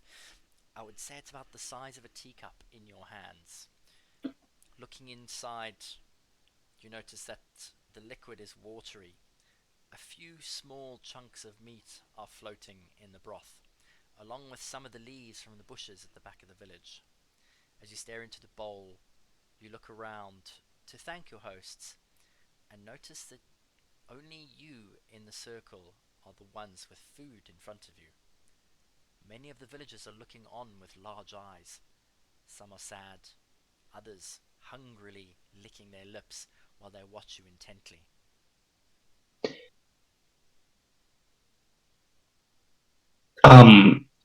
Will it be rude if I give my part to the rest of the tribe? I carry my own food, so I don't need it really. This one wants to celebrate your victory, helping us grow our tribe. Please, please. And he takes another sip of his own liquid, his own meal. Alright, I'll drink it. I will drink it as well. Okay. Me too. How many Vegepygmies can we see in total around us? Enough to murder us and put us in the big pot. As it's Lunan asking, Yes. roll a d20 for me. You definitely know it's more than 24, but I just want to see a perception check as to whether you've actually been counting all this time.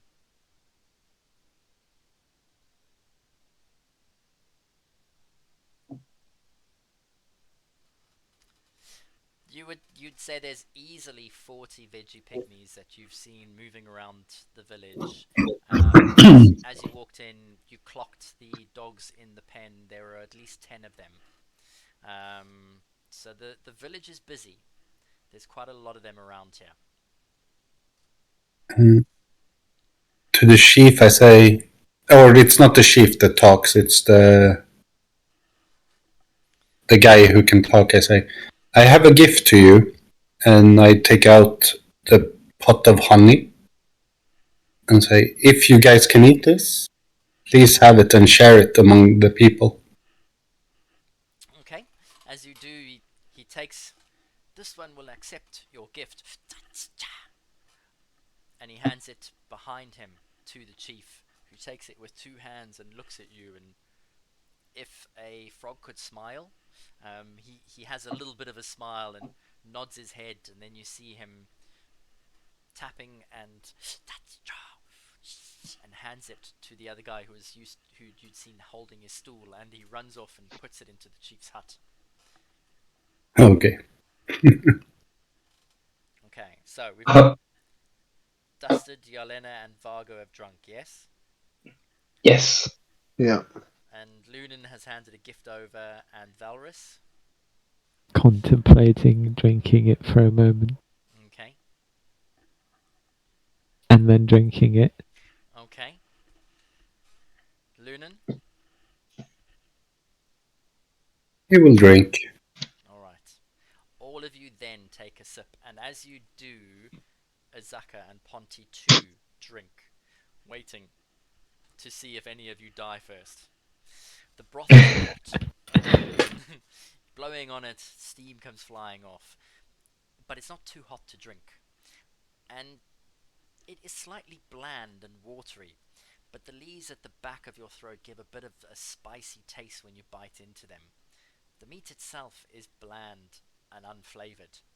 As soon as the food touches your lips, you can feel the tension in the air from the villagers relax, and Haset visibly lets out a breath.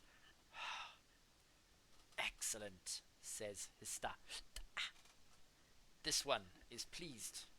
You have accepted our gift of nutrients. For it is the last we have among us.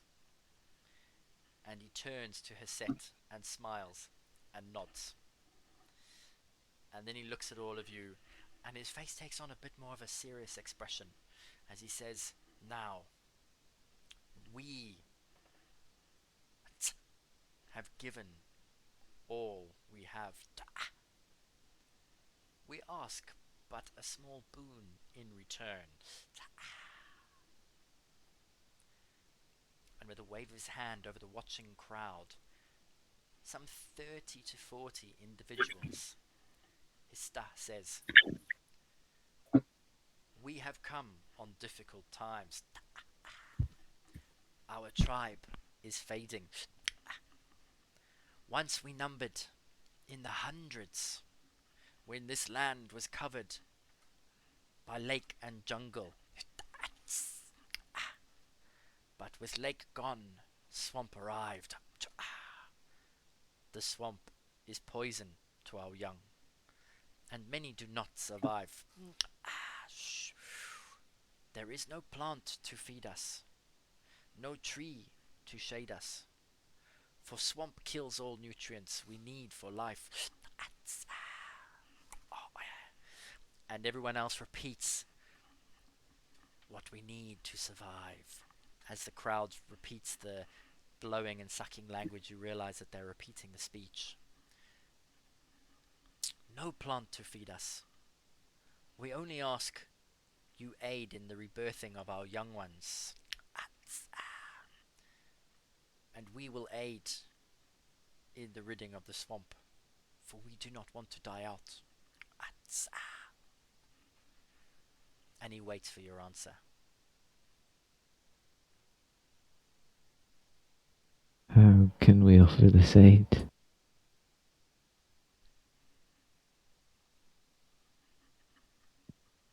That is a question.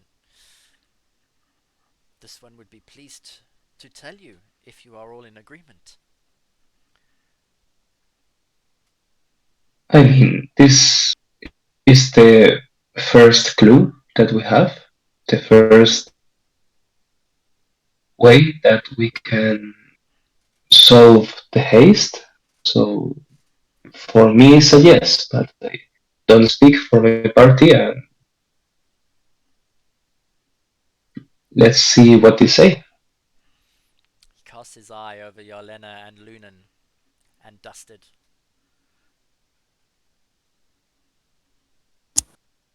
Yeah, yes, I don't see why I wouldn't. If we can help, I'm willing to help.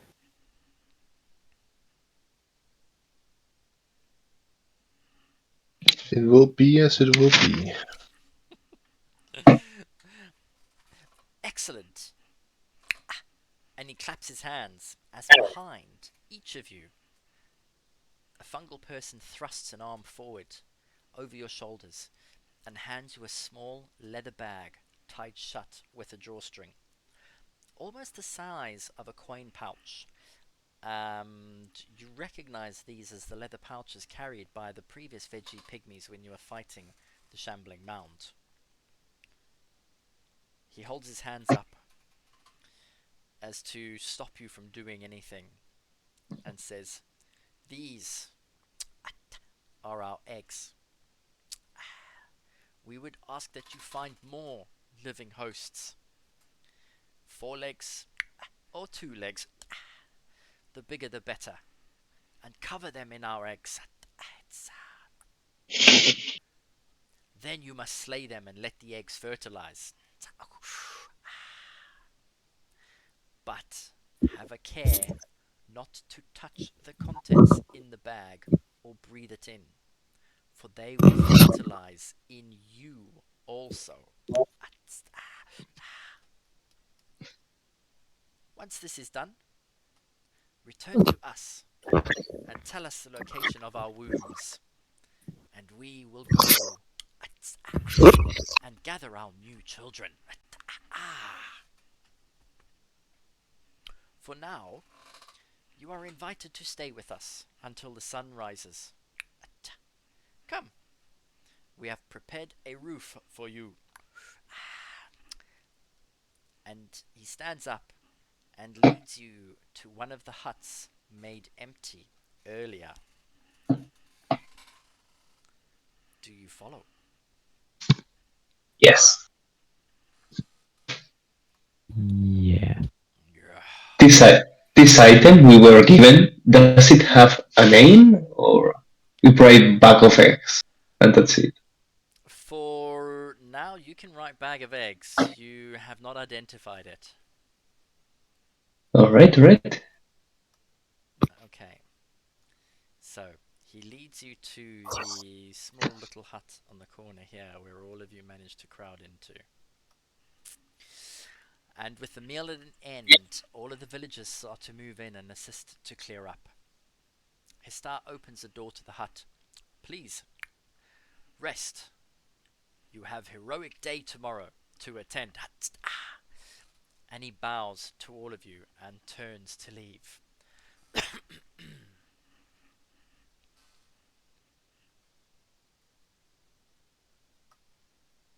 Okay, are we alone now?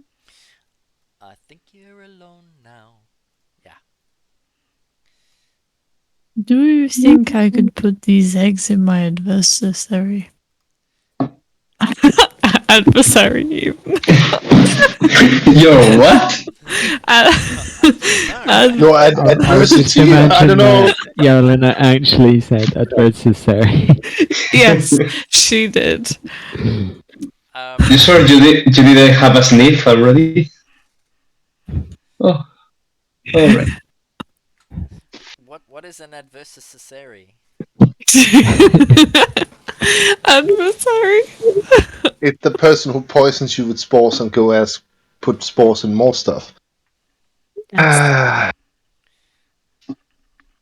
If you're talking about put the eggs into an enemy or somebody like Yeah. Valrus. Bird. Ah. Or birds. I guess that's the whole point, isn't it? Yeah. What do you guys think? We have the choice of Bert or Valrus. He is a prime candidate, although he is a little bit sick. I think both options might be a little. What do you mean both? Surely we can find larger candidates. Well, we'll just feed Bert loads and then he'll be big. It seems abhorrent, though. This whole mission does seem a little grim. Dustin looks definitely disgusted with the idea of this. I'm not sure. Why would you want to put your eggs in something else? Well, either because the eggs grows bigger than it could be in your own womb. That's what predator insect does, right? I would say these are more like fungi, so maybe it's more spores, and they take the nutrients of whatever we put it in.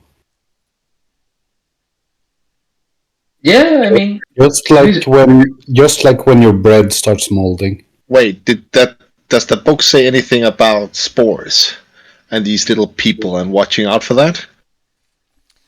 He definitely talks to both Ponty and Vargo on this. I can. Reaches into his backpack as well. Mhm. And Vargo?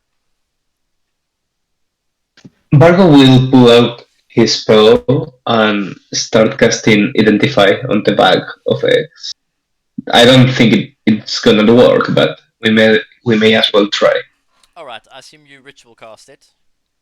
Yes. Alright, cool. And in the time, Ponty starts flicking through his little Volo's guide and he's like,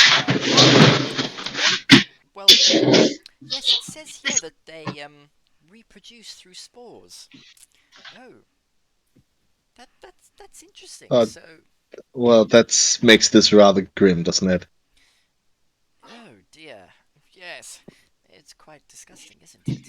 Why was the chief covered in spores as well, do you think? Maybe they do that when they're going to die. Yeah, that's what they thought. Or yeah, he that's how he spreads his Spore. Do you think life we've- force, so to speak. Do you think we've been infected? It's a possibility. I hope not, but we could. No. I have a couple of. I feel like I could help remove some poisoning if that would help. Yeah, if this is did not worse than warn us poison. about this phenomenon, however, so I would assume We haven't touched them yet, but It still doesn't sit well with me. Mm-hmm. I think it's safe to assume, though, that we have not been infected.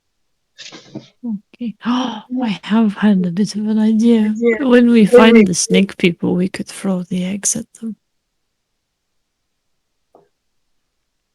I mean, to be fair, Do you intend to start a war between the pygmies and the snake people?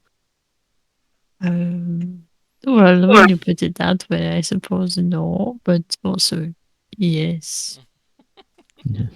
I mean, I don't know how that would end, but I think the snake people would probably die. Or they'd die. in be fair, essence, we only have to do the same thing that we always do, killing things, and we just add a step to that and put the eggs in them. I would say Dusted run forward and we others stand in this back and throw. Throw dust. Lunan, I think you have to Fireball. relinquish that potion of invisibility. I don't think you can be trusted with it anymore.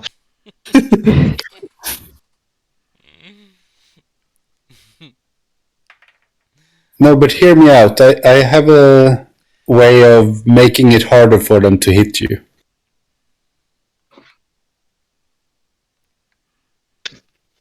Dusted is just crossing his arms.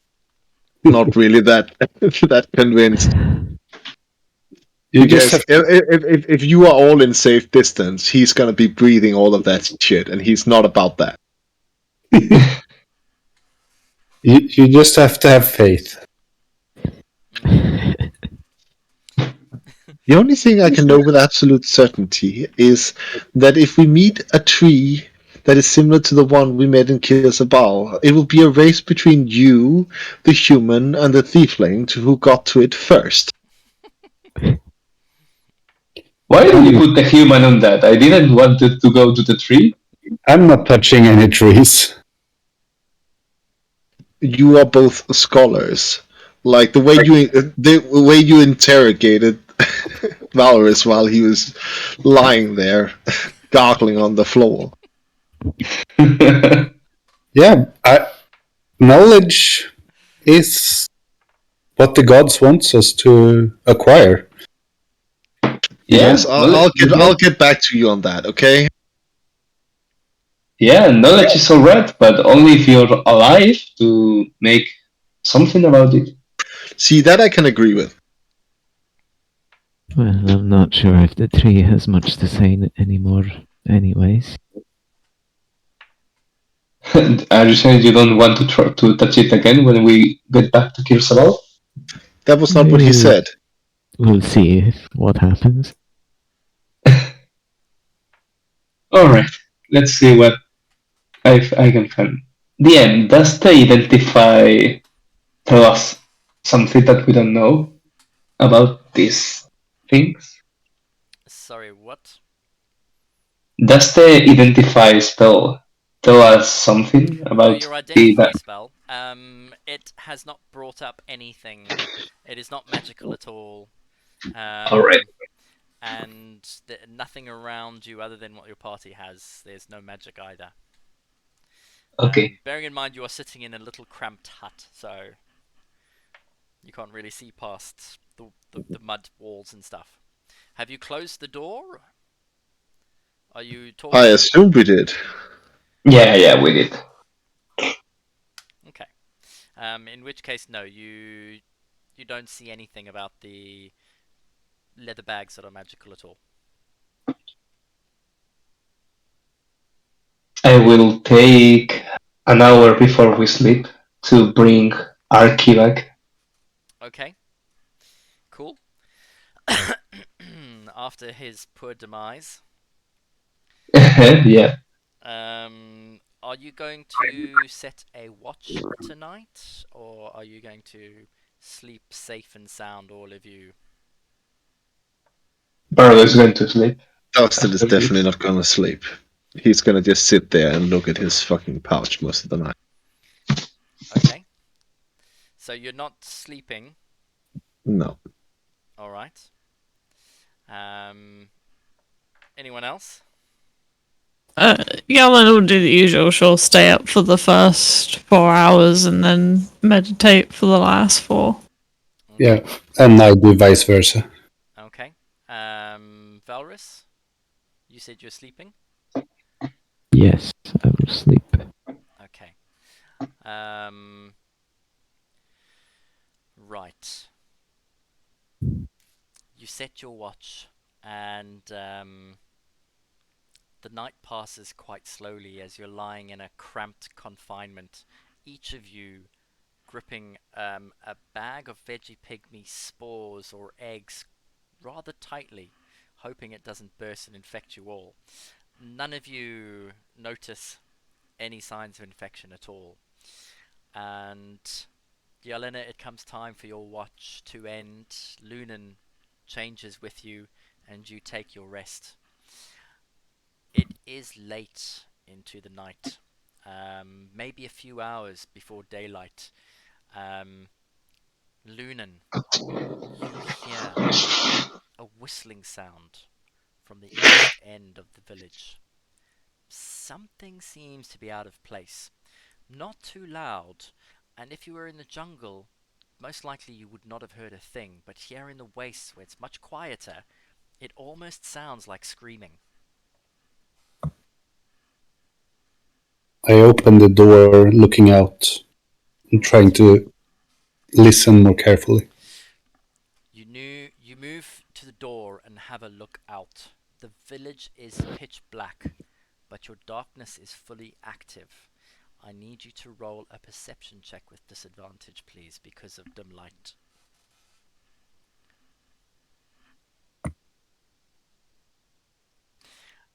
Dusted, you notice towards the dawn that Lunan, his ears prick up, and he slowly moves to the door and opens and begins to look out. A 15 with disadvantage is good. Shit. So, from the door of the hut where you stand, you stare in the direction of where the sound came from. Directly east. And on the opposite side of the village, you can see the hut at the far end. The door is wide open. And you can just about make out 3 figures moving out of the hut. 2 of them have the third held by each ankle and are pulling the third one out of the hut.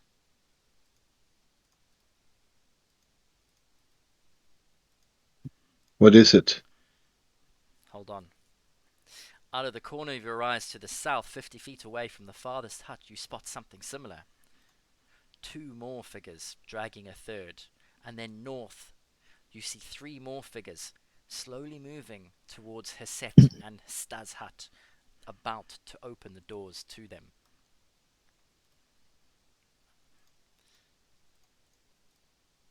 The creatures are those Vegepygmies, or I can't tell. They all appeared to be Vegepygmies, but we will get to that.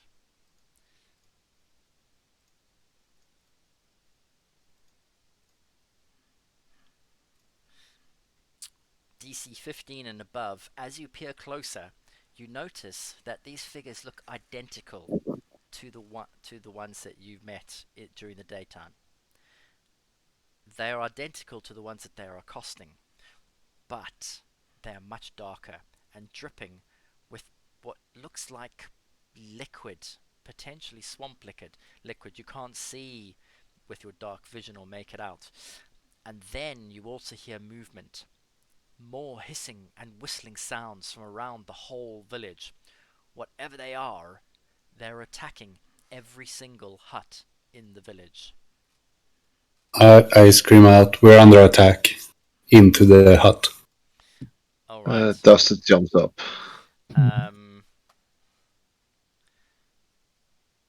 In which case, then I would say we need people to roll initiative, please.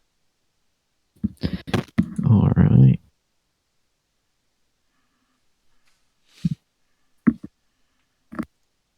I don't know why, but I have an inspiration clicked in my character sheet. I added inspiration last session for your dinosaur. Okay. Vargo, I added a skill onto your character sheet as well. I don't know if you've seen it. A skill? A skill. It should be called Volo's Monster Guide. Oh wow, yeah, I see it. So whenever That's actually cool. Whenever you pull out the book and you want to read it, if you click on it, it will tell you there are 4 copies for Volo's Guide. 4 chapters. You have got 1. That means you are not proficient, but you don't get any penalties. When you get 2, you get a half proficiency. 3, you get a full proficiency, and 4, I believe, you get expert. Make sense? Oh, I love it. I love it. Yes. Yeah. So the more books you collect, the better you get at identifying monsters as you progress through the game. Nice. I love it. Okay. By the way, DM, I think I'm not on the map. Oh, I was supposed to kill you. You are underneath Lunan. Oh yeah, Lunan moved himself in front of you. And if I just do this, Aki is on the map too. So I send Arky to his dimension. Valrus, can you take off your exhaustion? I think I have. Okay. Maybe it's because I've put this token on like a week ago. Probably. Okay, let me just quickly add the others. So, first things first. Good. Dustin and Lunan, you were first in the combat. Did I add these guys? Yes. And then I need to add these guys. Okay.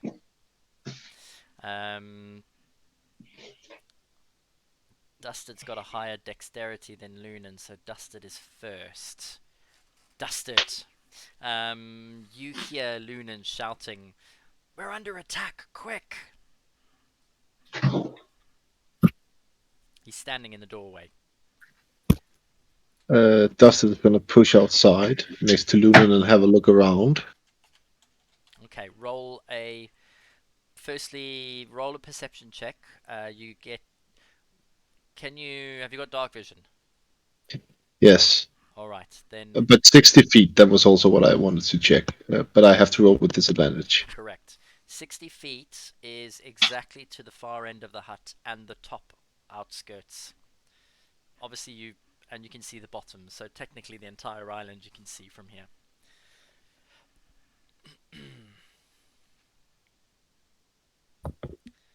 Okay, so with a 13...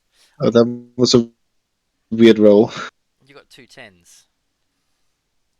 That was a good roll. So, as soon as you step out of the hut, immediately opposite you, you notice that there are 3 figures. 2 much darker Vegepygmies are dragging a normal Vegepygmy out of the hut. As you look down below you, you notice the same 2 much darker Vegepygmies are again dragging out of a hut another Vegepygmy. There is another dark Vegepygmy over here on the south who's just about opening a door, and as you glance over, both Lunan and Dusted, you notice only 2 of the dog-like creatures are alive inside the pen. The rest of them appear to have been killed. They are actually scrabbling to come out. With a 10, you also notice the ones at the top of the map. The one outside the chief's huts. Yeah.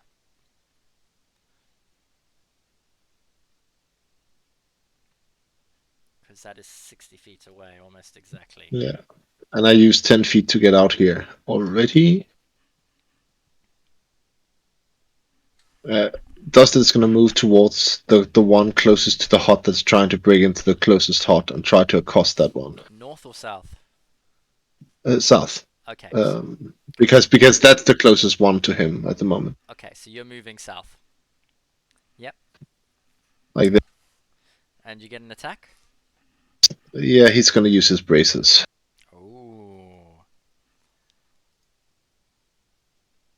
Hoping that then if Lunan is the only one that's awake, he can at least see where Dustin is at all times. Okay.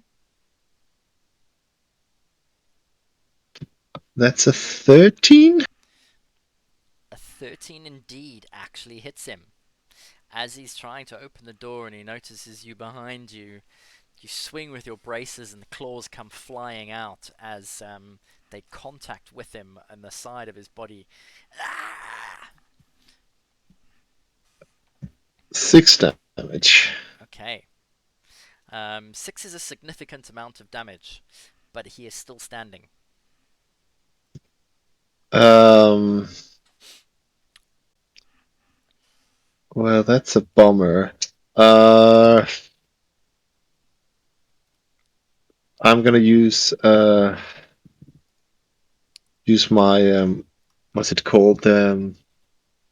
Action search. Okay. And stab him again. Oh, okay. Just for the record, I won't need to announce when a creature is on half hit points anymore or near death because the rings around them change color. So we can just look at them. Correct. So when they're green, they're obviously at full health. When they're yellow like now, they're around about half health. Okay. And when the The 17 definitely hits. And when they drop further, then the ring turns red when they start to look like they're on their last legs. And when they're on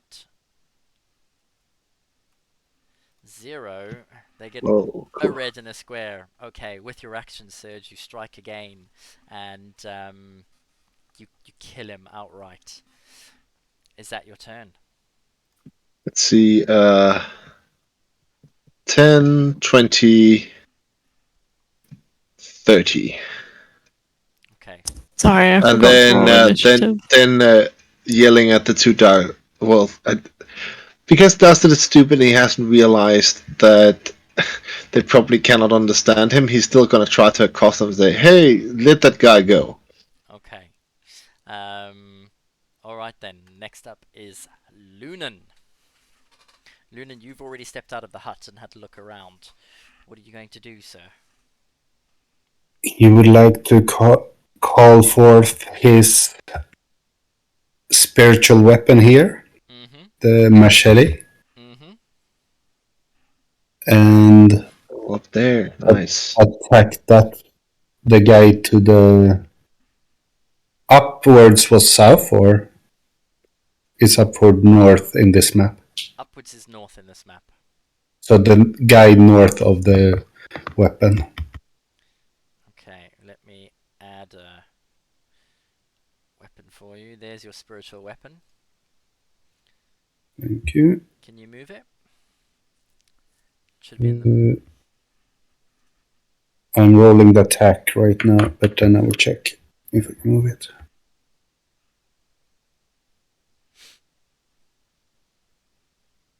Yeah. Alright, nice. 19 definitely 19 hits. to hit. And you're going for the northernmost one, I take it, that one. Yeah. Cool. And 9 force damage. 9. And at the same time, I'm gonna throw a fireball to the people in the farthest corner. Directly opposite. Yeah, got it. Okay. Roll to hit.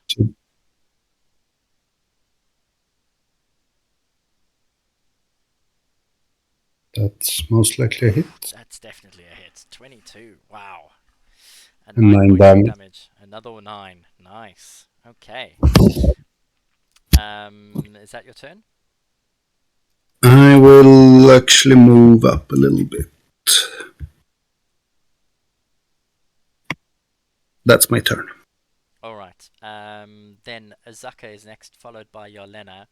And Azaka is going to get up.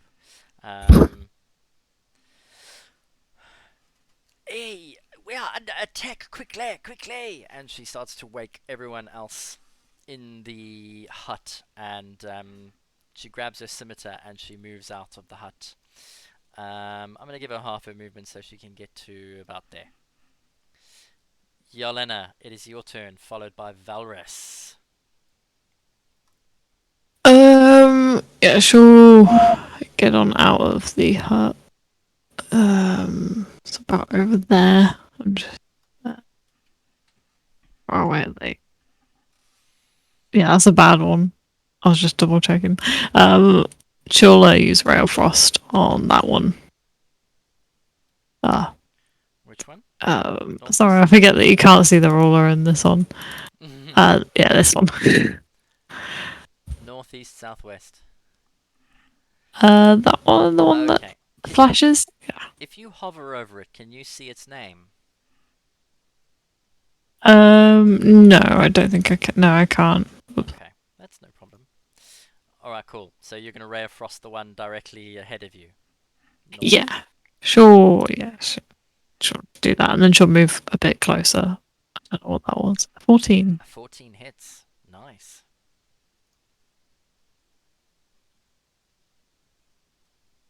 Fine. Okay. So I think I have. And she'll move, because she was lying down. So yeah, she has like 5 foot left. That's it for me. Alright.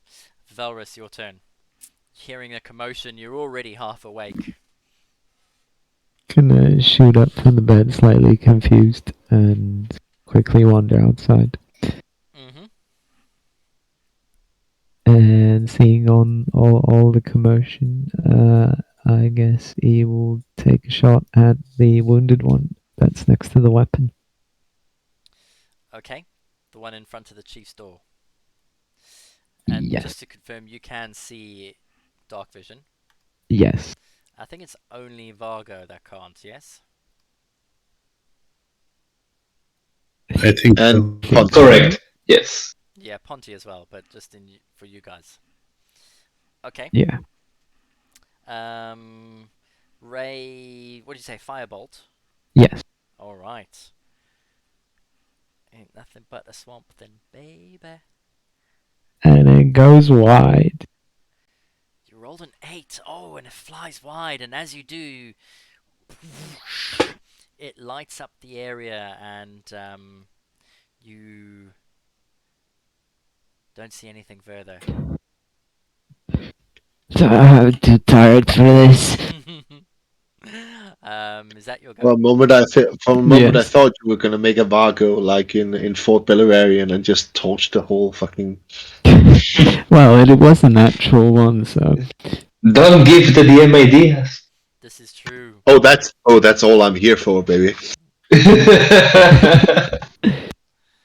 Alright, is that your turn? yes. Okay. Right, in which case it is some of the others' turns. And you begin to hear screams coming from various huts as some of that's the one that is in the hut. No, stop clicking so much. This one comes running out and looks at the body, and you start to hear like some tap tap tap as this one then runs towards the gate to attempt to try and open it. This one attempts to break free, but doesn't manage to. And this one over here is being held, and it's trying to hold on to the doors as the doors to Chief Hasset's door opens, as does Hista. And you notice this one is being dragged out by its feet as well.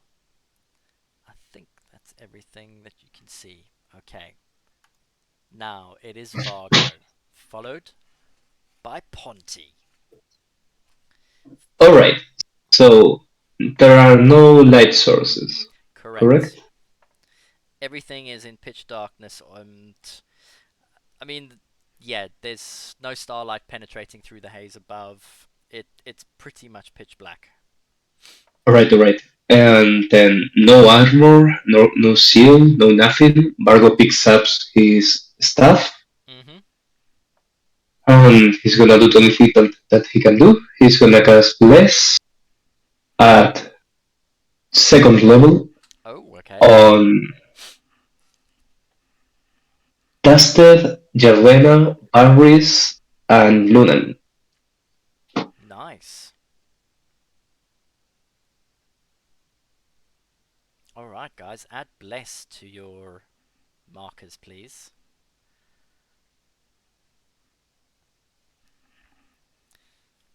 Is he going to move anywhere?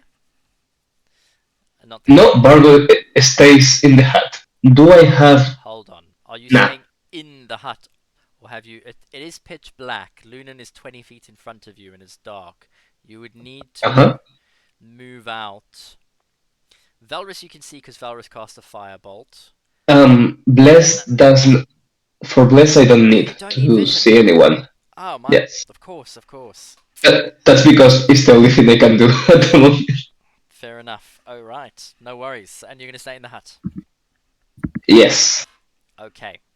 In which case then it is Ponty, and Ponty wakes up and he is going to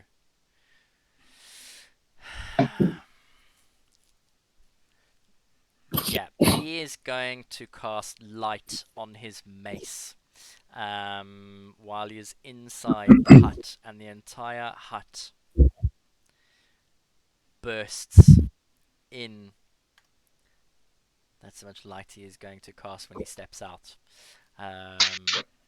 Yeah, the entire hut bursts into light as all of a sudden you can see Vargo.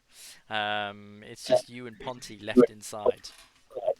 How romantic.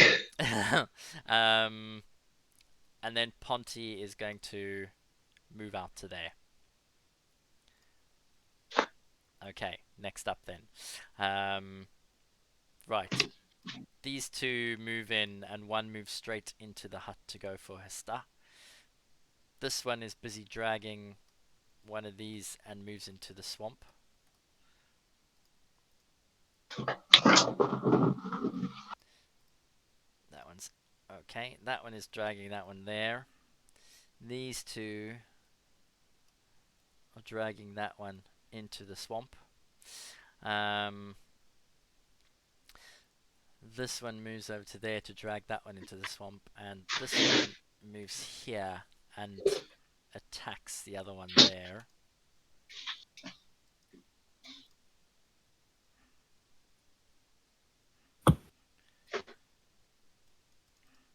That didn't come up, did it? What if I just... Oh, that's even better. Did that come up? No.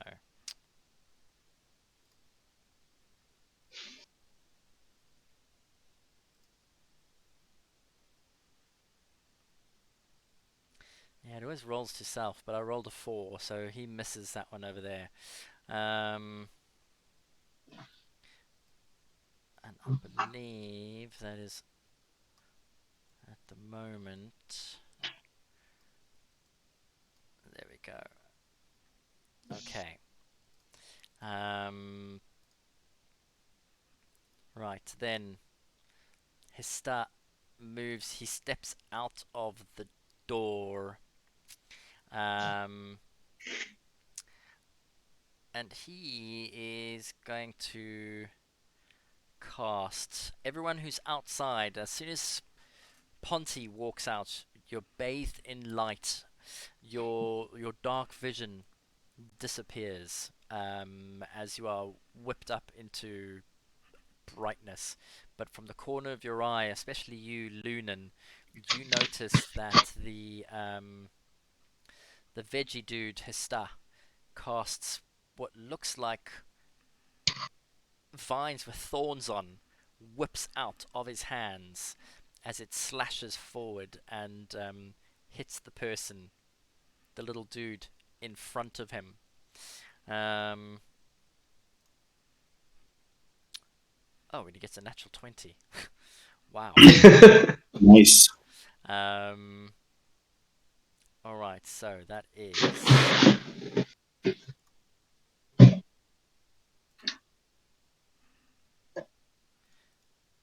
for some reason it's not... It's not rolling... No, man.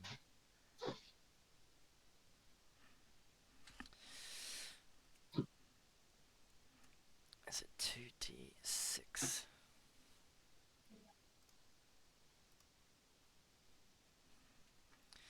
You should put the dash before the roll. There we go. Alright, cool. That's 7 points, but he got a crit, so it's another 12, which is 19. Yeah, he straight away kills this guy. Okay, as he steps out, he thorn whips the one in front of him and stands, and you hear him as he starts shouting. That is his turn. Top of the round, the chief. He's in the open doorway, and he is going to swing at the dude in front of him, and wow, with an 18 he hits as he hits him with the little golden stick that he carries around. That one's taken damage, hasn't he? Alright. That is the chief's turn. Next up then is Dusted Coal, round 2. as you're running out towards the pen, light bathes from behind you. You are standing in dim light, in fact. So I can actually see that the pygmy in front of me is a normal pygmy. Or the one that invited us here. Correct. The other pygmy that you can see at the edge of the dim light, I mean, they're in combat, so you can see him. He looks, now that the light is out, you're no longer seeing in shades of grey. You can actually see the normal pygmy in front of you is obviously like greenish, swamp coloured, but a like grass green.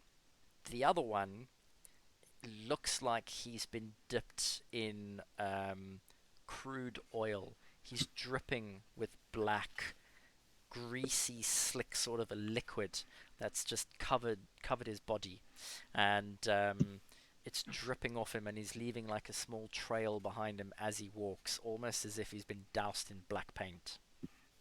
Yeah, and he attacked the guy that was trying to open the gates. This makes him the Yes. easy target. Yes.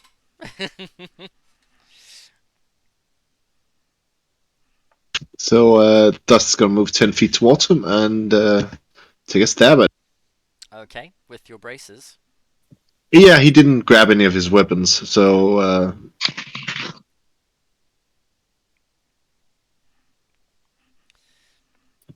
that's 14.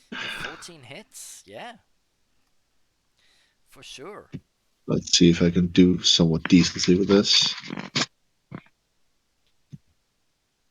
A 9. A 9, nice. Okay, he's uninjured, so he takes 9 points of damage. But as the blades run through him, you notice that he screams out in what you assume is pain. His mouth opens and spits of black vomit, oil and whatnot come flying out as he screams in pain. Is that your turn?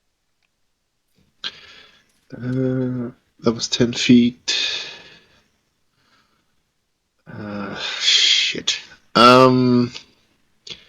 Yeah, he's gonna try to move around it, sort of like to position himself there. Okay.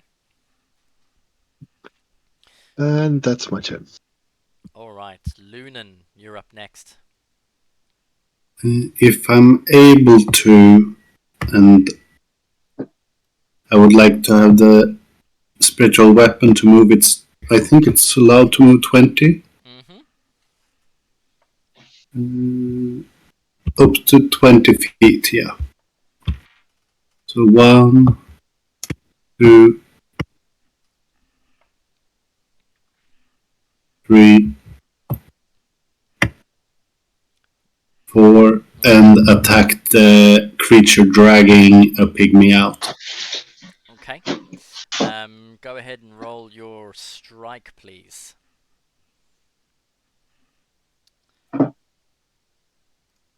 Wow, you got +7 on that. That's 24. That definitely hits. Roll damage. 6 damage. points. Nice. Okay. 6 points. That definitely smacks that pygmy for a lot of damage. It's still standing though. What are you doing? And then I'm moving 1, 2, 3, 4, so 25 feet. And I'm gonna see if I can finish that guy off with a firebolt. Okay. He's behind a big mushroom.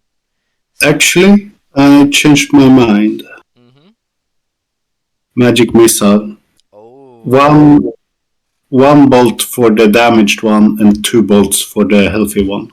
Okay. Wow. So this is for the damaged one. 4 damage. Alright. Your little bolt of shining light flies out and just winds itself around the mushroom and then hones in on it and takes it out the back, and that kills him outright. And these are for the other 2. Oh damn, I'm rolling well today. Wow, okay.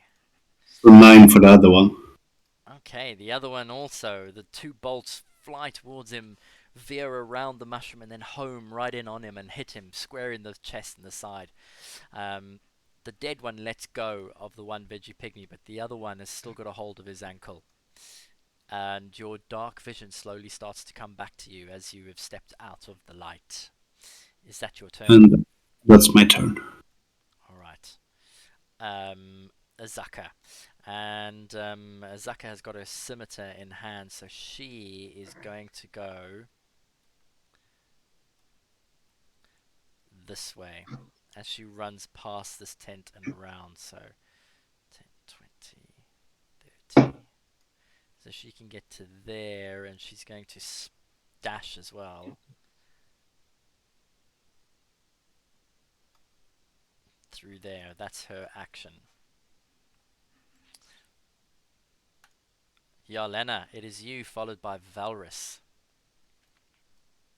Oh boy. Oh, they're all so far away. I shall move.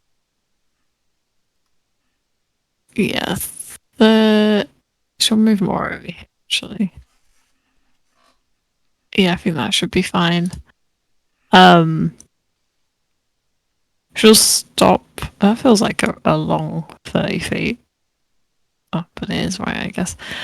She'll stop 15 foot on her way, and she'll use Rare Frost on the one just outside. Is that the chief's tent? Yeah, the chief or is hut. far north. Okay. This one here. Yep. Yeah. She'll use Rare Frost on that one, Okay. and then she'll continue on running afterwards. All right. Roll. If I hit.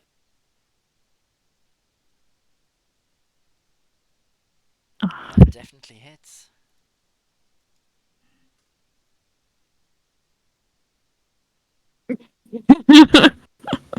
I suppose 3 damage is better than no damage. All right, but with 3 damage, you manage to take it out as it falls over. Oh my god. Okay. Yeah, she'll continue running with her short sword at the ready, Okay. and that's it. All right. Then next up is Valrus. Yep. Just gonna move slightly and firebolt the one that's to the bottom left of him. The bottom on the left. Yes. Where is that? There's quite a few on the bottom. Southwest, I think. That one there. Yeah, that one. Okay. Yeah. Cool. Definitely.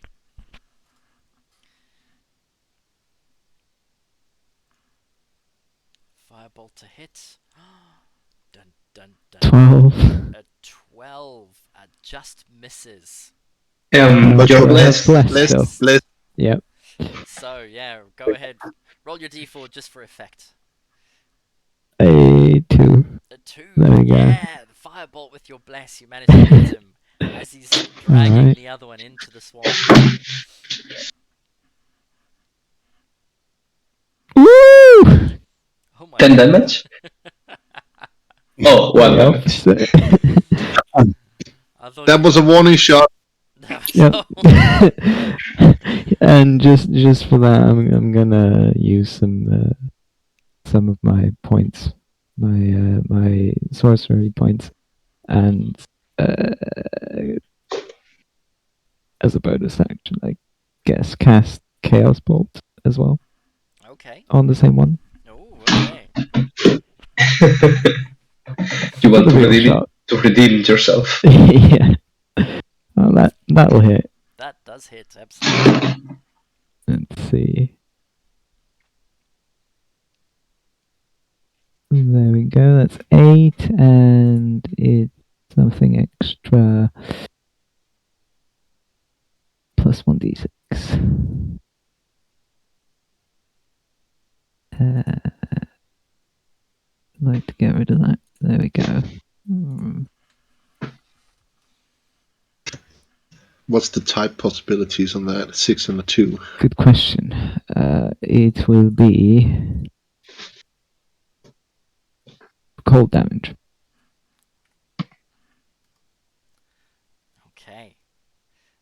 So it took 9 damage or 11? 11 total. 11. Okay. Any more movement? Is that your turn? That is my turn. All right.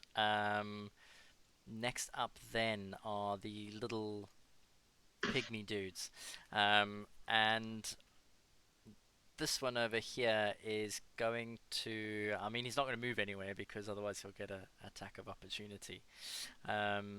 He's going to try and open the gate, but Dusted is in his way, so he's going to try and just cower behind the gate Whoops. and wait. Whoopsie. Whoopsie. The chief moves out.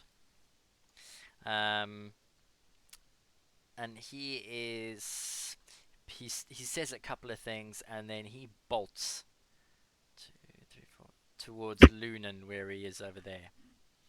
That is his turn. Vargo, it is your go. Alright.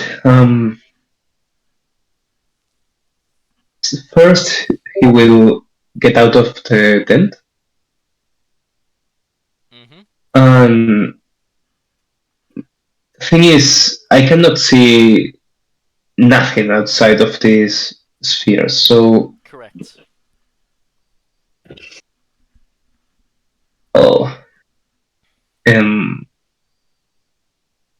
I will say that knowing that Barris went in that direction, he will move in that direction.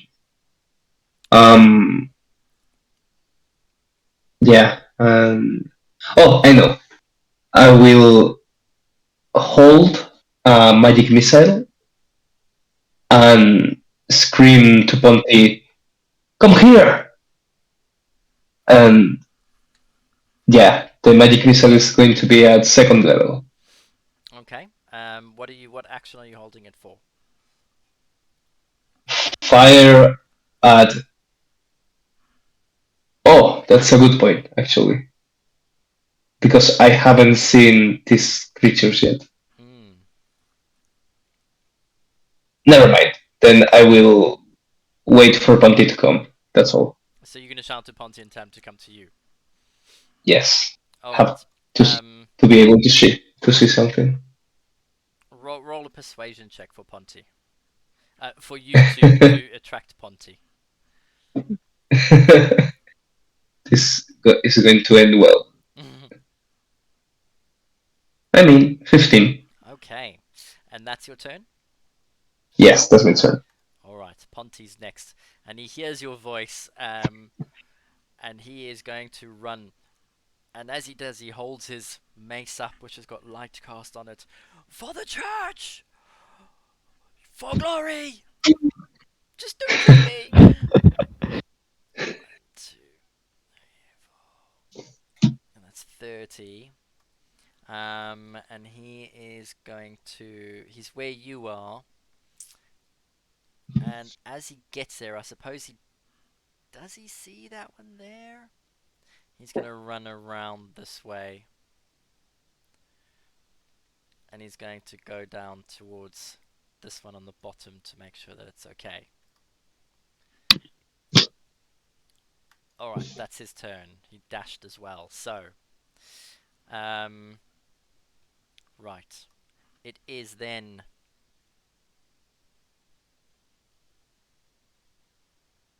Okay.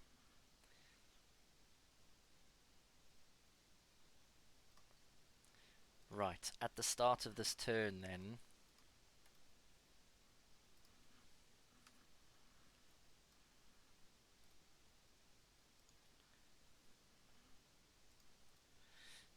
Lunan, you can see in front of you. You're in dim light. Valrus, you can see. Vargo, you don't quite see it yet. But Valrus, the one that you actually killed from there, as you are looking and Ponty starts to get closer, you notice that the swamp water seems to get sucked up into the body of the corpse, and as it does, the corpse starts to jitter and stand up. and then grab hold of the ankle of the other one, and it starts to move further out again, dragging this one Oh. deeper into the swamp. Lunan, as you are moving forwards, you notice that both of these, right at the edge of the swamps, the one that fell, the swamp water seems to seep in through one of its appendages, and almost like a balloon filling with air, it stands up again, grabs hold of this one. The other one, the wounds from the magic missile appear to heal as the swamp water gets sucked up into its body, and it too, they also move further out, dragging the corpse. And you notice the chief, the look on his face as he's been pointing to the bodies. The realization dawns on you that he was trying to warn you as he was shouting commands running out. This one is going to move these three to the edge of the swamp and drag this one with him. This one is going to turn on Azaka,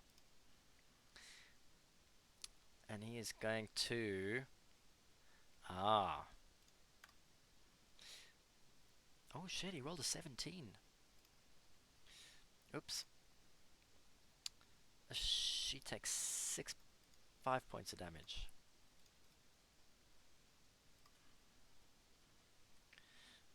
Okay.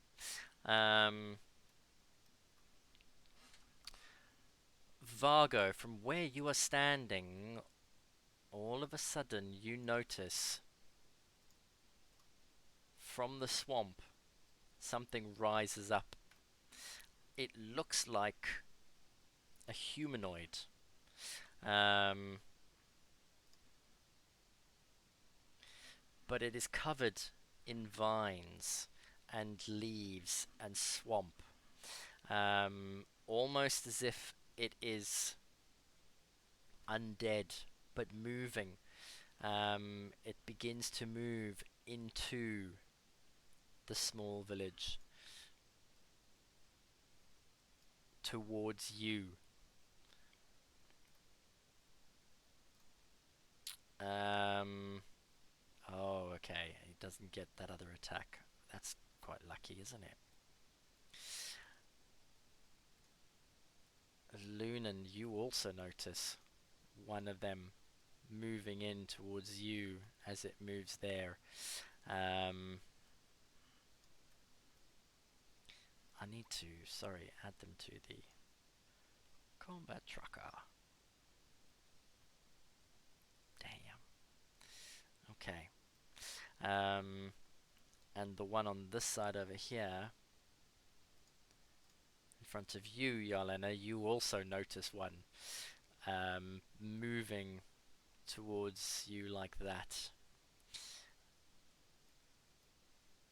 Okay.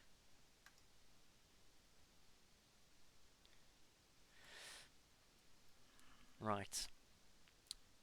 The Histat is going to run towards this way. He hasn't seen what's come from behind him, but he's seen you, Yarlena, moving forward, and he runs this way so that he can get to this other creature that's just arrived. Which means we are at the top of the next round as Chief runs in. Yeah, he can easily make it there. He runs into the water over there and he attacks this one right here.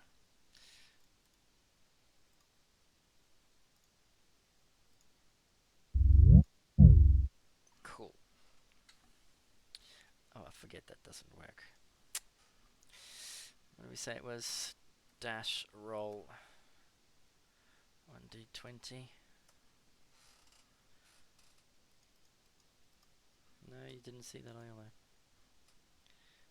Why am I not rolling nice? Okay, I'll just roll manually. He gets a 12.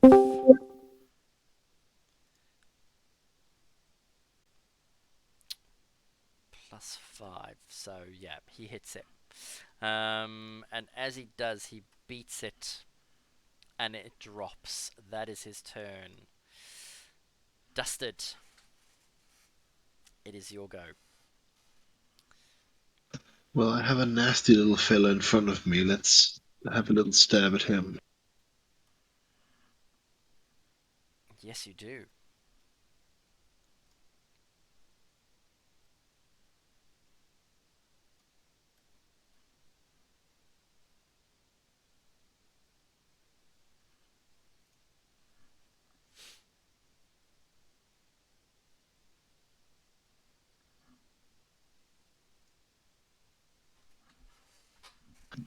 I'm having some nasty lags for some reason. Ooh, Y- I see Yeah, that. and So even it's even with a roll of D4, I don't think that's gonna help. correct. Well, Dustin is still gonna move out of the way of the gate. So he's just gonna move back to where he was before. Okay. No, actually, he's gonna move to the side like this. He's gonna dance a bit. Oh, Not okay. sure where he wants to go, so he wants to stand there. Yeah. All right. Cool. Good choice. Is that your turn?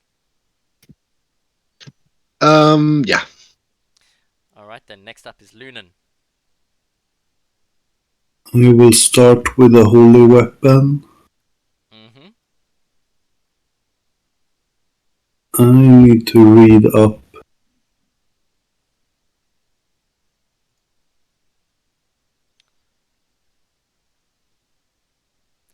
You need to be within 60 feet of it. Yeah, I don't think I am anymore. But the 60 feet is when I cast it. I'm not sure if I have to stay within it. I would think probably so because it does say range on it. Just Let's be. see. Oh wait, the spiritual weapon you mean? I create it within range. After that, it's fine. It can move 20 feet. And you can attack a creature within 5 feet of it. It doesn't say it has to stay within That is range. true. It doesn't, does it? Okay. So then I will just continue going after this guy. So, However, 3, I mean, you need to be able to see the targets that crew, it moves to. crew. And at the moment, you can see 60 feet in dark light, Yeah. or you can move it to any of the creatures that you can see in your line of sight within the torchlight. Yeah, would I see this guy? But no, he would be behind the tent. Yeah. So, do I see anyone? Don't think so. Your dark vision is 60 feet, isn't it? Yeah, I will just have it move 20 feet towards me so I can use it later on. 1, 2, 3, 4, like so. Okay. And then I will. 1, I will actually run up to here. Is this Vegepygmy in front of me awake or sleeping somehow? It is awake and it's struggling to get free of its aggressor. So I will try to help it get free, and if I can, I will. Where did I stand? I took 5 steps. I could, in theory, move it 5 feet half speed, since I still have 10 feet left of movement. If I manage to drag it loose somehow. I'm gonna call a contested strength check with the other one, Sounds good. and I rolled an 8. Oof, I'm rolling gold today. Nice. Why? So I would just move like so. Okay, so yeah, you yank it and you manage to pull him out of the grasp of the other one, pull it towards you. Is that your turn? Yep. Alright, then it is Zaka, and she is going to attack the one in front of her with her scimitar. Does someone want to roll for her? Can do. Here we go.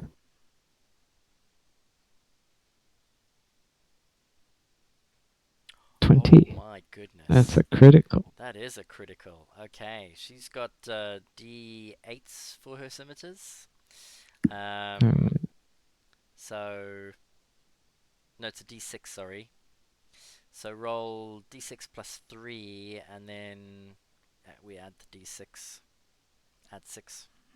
Yep, alright. So that is 10. 10. Oh, mate. It's like on 1 hit point. Oh my god. Alright, that's gonna be Azaka's turn. Isn't it max damage when it's a crit?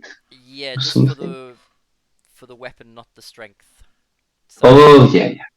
she did the 6 plus 3, 9, and then he rolled a 1. Okay. Yelena.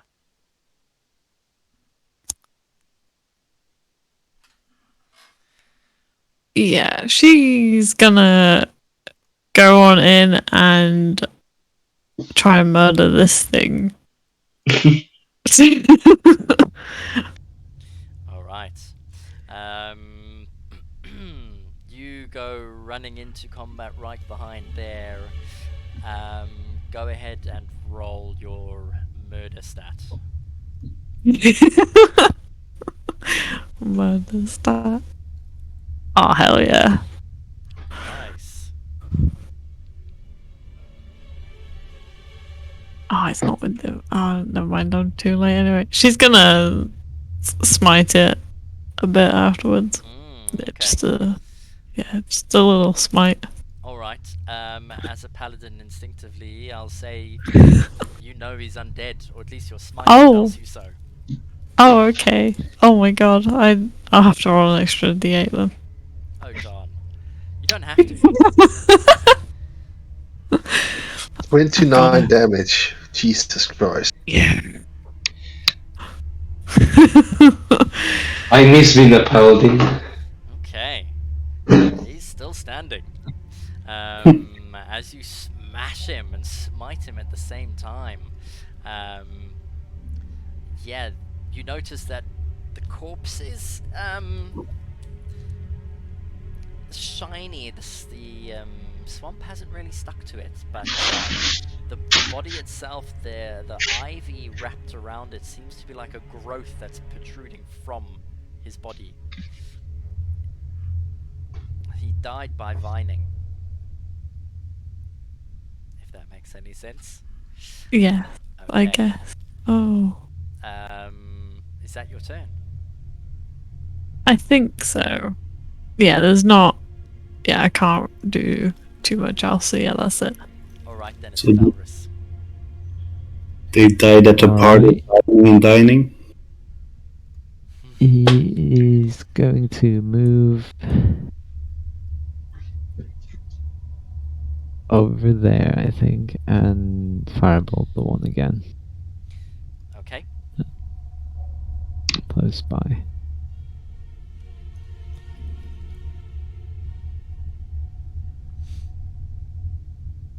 Three. Yep, that definitely hits. And that's 8 damage. 8 points of damage. Okay. Alright. It falls down again. Right. Anything else? Can I motion to the one that it was grappling to, like, quickly run off while it can? Okay. And then? I will wait there Alright, cool. for my next turn. Right, then it is their turn. It is going to listen to you, and it is going to run away. In fact, where's it gonna run to? Because there's Into the arms of the next one. yeah. Well, at least it's further away from the swamp. It's gonna Where Ponty is? past Yeah. you that way, past Ponty. Yeah, it's gonna try and run to the safety over there. Azaka's engaged with that one, so this one is also going to move away as it gets broken free of. However, this one gets a free attack and it lashes out with a claw and gets a natural 20. Holy shit. No. Okay, 5, 11, 12, 13, and as it flees, it claws out and he kills the poor little Vegepygmy as it runs away from him. Lunan, the one next to you over here, whistles and hisses and taps its hands on its thigh as it nods to you and runs past you through the swamp that way. This one is still stuck there. This one opens the gate doors eventually and has to step back with the gate doors out the way, so this one gets a free attack at it. And he's going to use his claws and rolls a 2, which is a miss. Which means the dogs get into the fight. And they will enter next turn at the top of the round. Okay. I think that is all of them, which then means it is the next guys to go. Right. Bargo.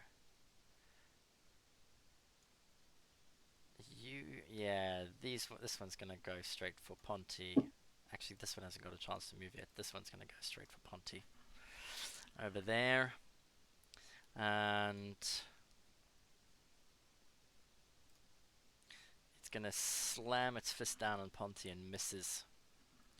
And out of the swamp, another one arises. And misses as well. Okay. Yelena, this one is going to attack you. And let me just see if now roll to all will work. Yay, it does work. Oh. With a 3, he misses. Hell yeah. And You don't have to sound so disappointed. this one moves into the swamp and then disappears as it ducks under the water. I think that was all of them that you can see. Alright. Fargo, you're up next. Oh, okay. Seeing that that poor little one got killed, he moves to protect the other one. Mm-hmm. Sees Ponty. Mm-hmm. Actually, yeah. Bargo is gonna hold web and scream to Ponty, "I'm gonna do something. Move, disengage, move back." Okay. I will point him that mushroom over there, and let's hope he listens. That's my turn. Alright. And that's your turn, yes? Yes. Alright, cool. Right. Roll a persuasion check to see if Ponty listens to you, please. Let's see. Let's get this party on. Funny thing is, I'm gonna do it anyways. Oh yeah, Okay. 18. So, Ponty, as he's about to go, "For the church!" and you turn to disengage, he disengages and he moves back his full movement. Let's just see quickly. He was there. Okay. He moves back. So yeah, He moves to there, leaving you just at the edge of the dim light. all right. As he moves back, Mm-hmm. my action triggers, and yeah, gonna do that. You're gonna cast web. Correct. Unfortunately, Bless is off. Alright, so with your blessed drop, the web then springs into action. They have to make a save on their next turn, don't they? At, at the start of the turn, yeah. Correct. Okay, so that is Ponty's go, and that is your go, yeah? Correct. Okay, so at the start of the turn, let's go for this guy first. And it was a wisdom save, I think. No, a dex save to start. Yes. DC 14. Okay. That was not. Let's roll two. Even though I got an 18, I'll re-roll that.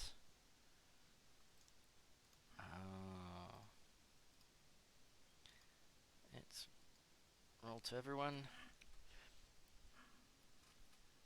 Ooh. Okay, and that's not including his bonus. So, he manages to move, and he is going to chase after Ponty and take an attack.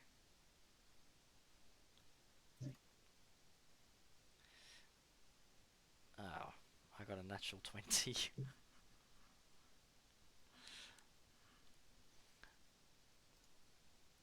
I didn't roll it to everybody, so let's see if that happens again. Oh, that was so close. Oh, that was so close. Okay. Right, that was the one there.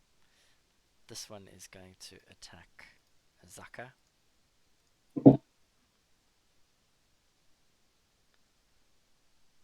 Oh, and that's a miss. This one is going to step into there and up to there and continue pulling this one with it. This one standing in the swamp, so it rises. This one standing in the swamp, so it heals, and is going to move to there, Lunan, and attack you.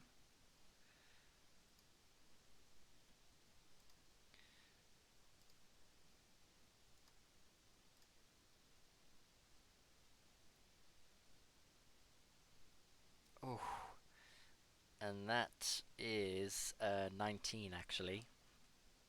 That is.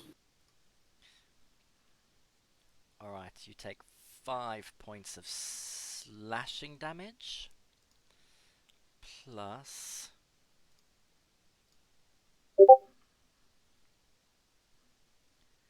2 points of necrotic damage as it claws, its hands and claws slash into you, and you feel the dirty swamp bite into you. This one on the bottom here, Dusted, is going to attack you. Yep. Oh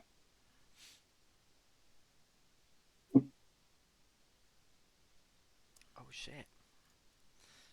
Natural 20. That hits. That hits. So, you take 6, 4, 10, 12 plus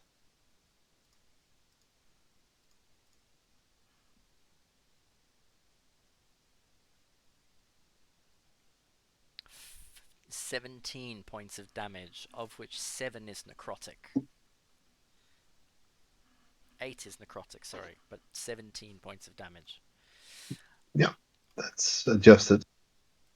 That one's going to move in over there and drag the body behind it. And I think... Oh, there was this one up here. He's going to attack the chief.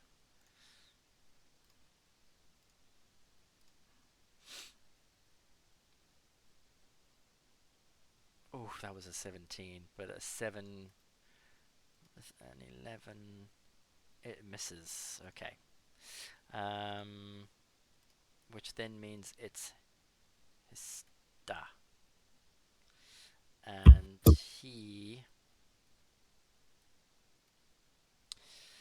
he's going to... Mind you, Dusted, you're on your own down there, but you've only got 2 to contend with. There's 2 up here. Those ones are dead. He doesn't really see behind him, but he's going to protect his chief anyway. Okay, so he is going to... 30 is to there. He's going to run in. He's going to dash and move in with his combat up to there, and that is his turn. Alright. Right. I think we should call it a night. We are at the top of round 4. We've got our combat order, and the dogs are about to come out. Let's just make sure. Yeah, we can always refer to the recording to see exactly if I doubt I'll lose the battle map. Alright, I think that's what we will do given the time, and we will pick this up again when we come back in 2 weeks. So don't forget, next week we are having a day off, a hiatus. I think we've got the stream from last week's recording scheduled to go out on Friday, and then this one for next week Friday as well. So I'll say goodbye to everyone on Twitch. I will see them in 2 weeks. Goodbye. Goodbye. Goodbye.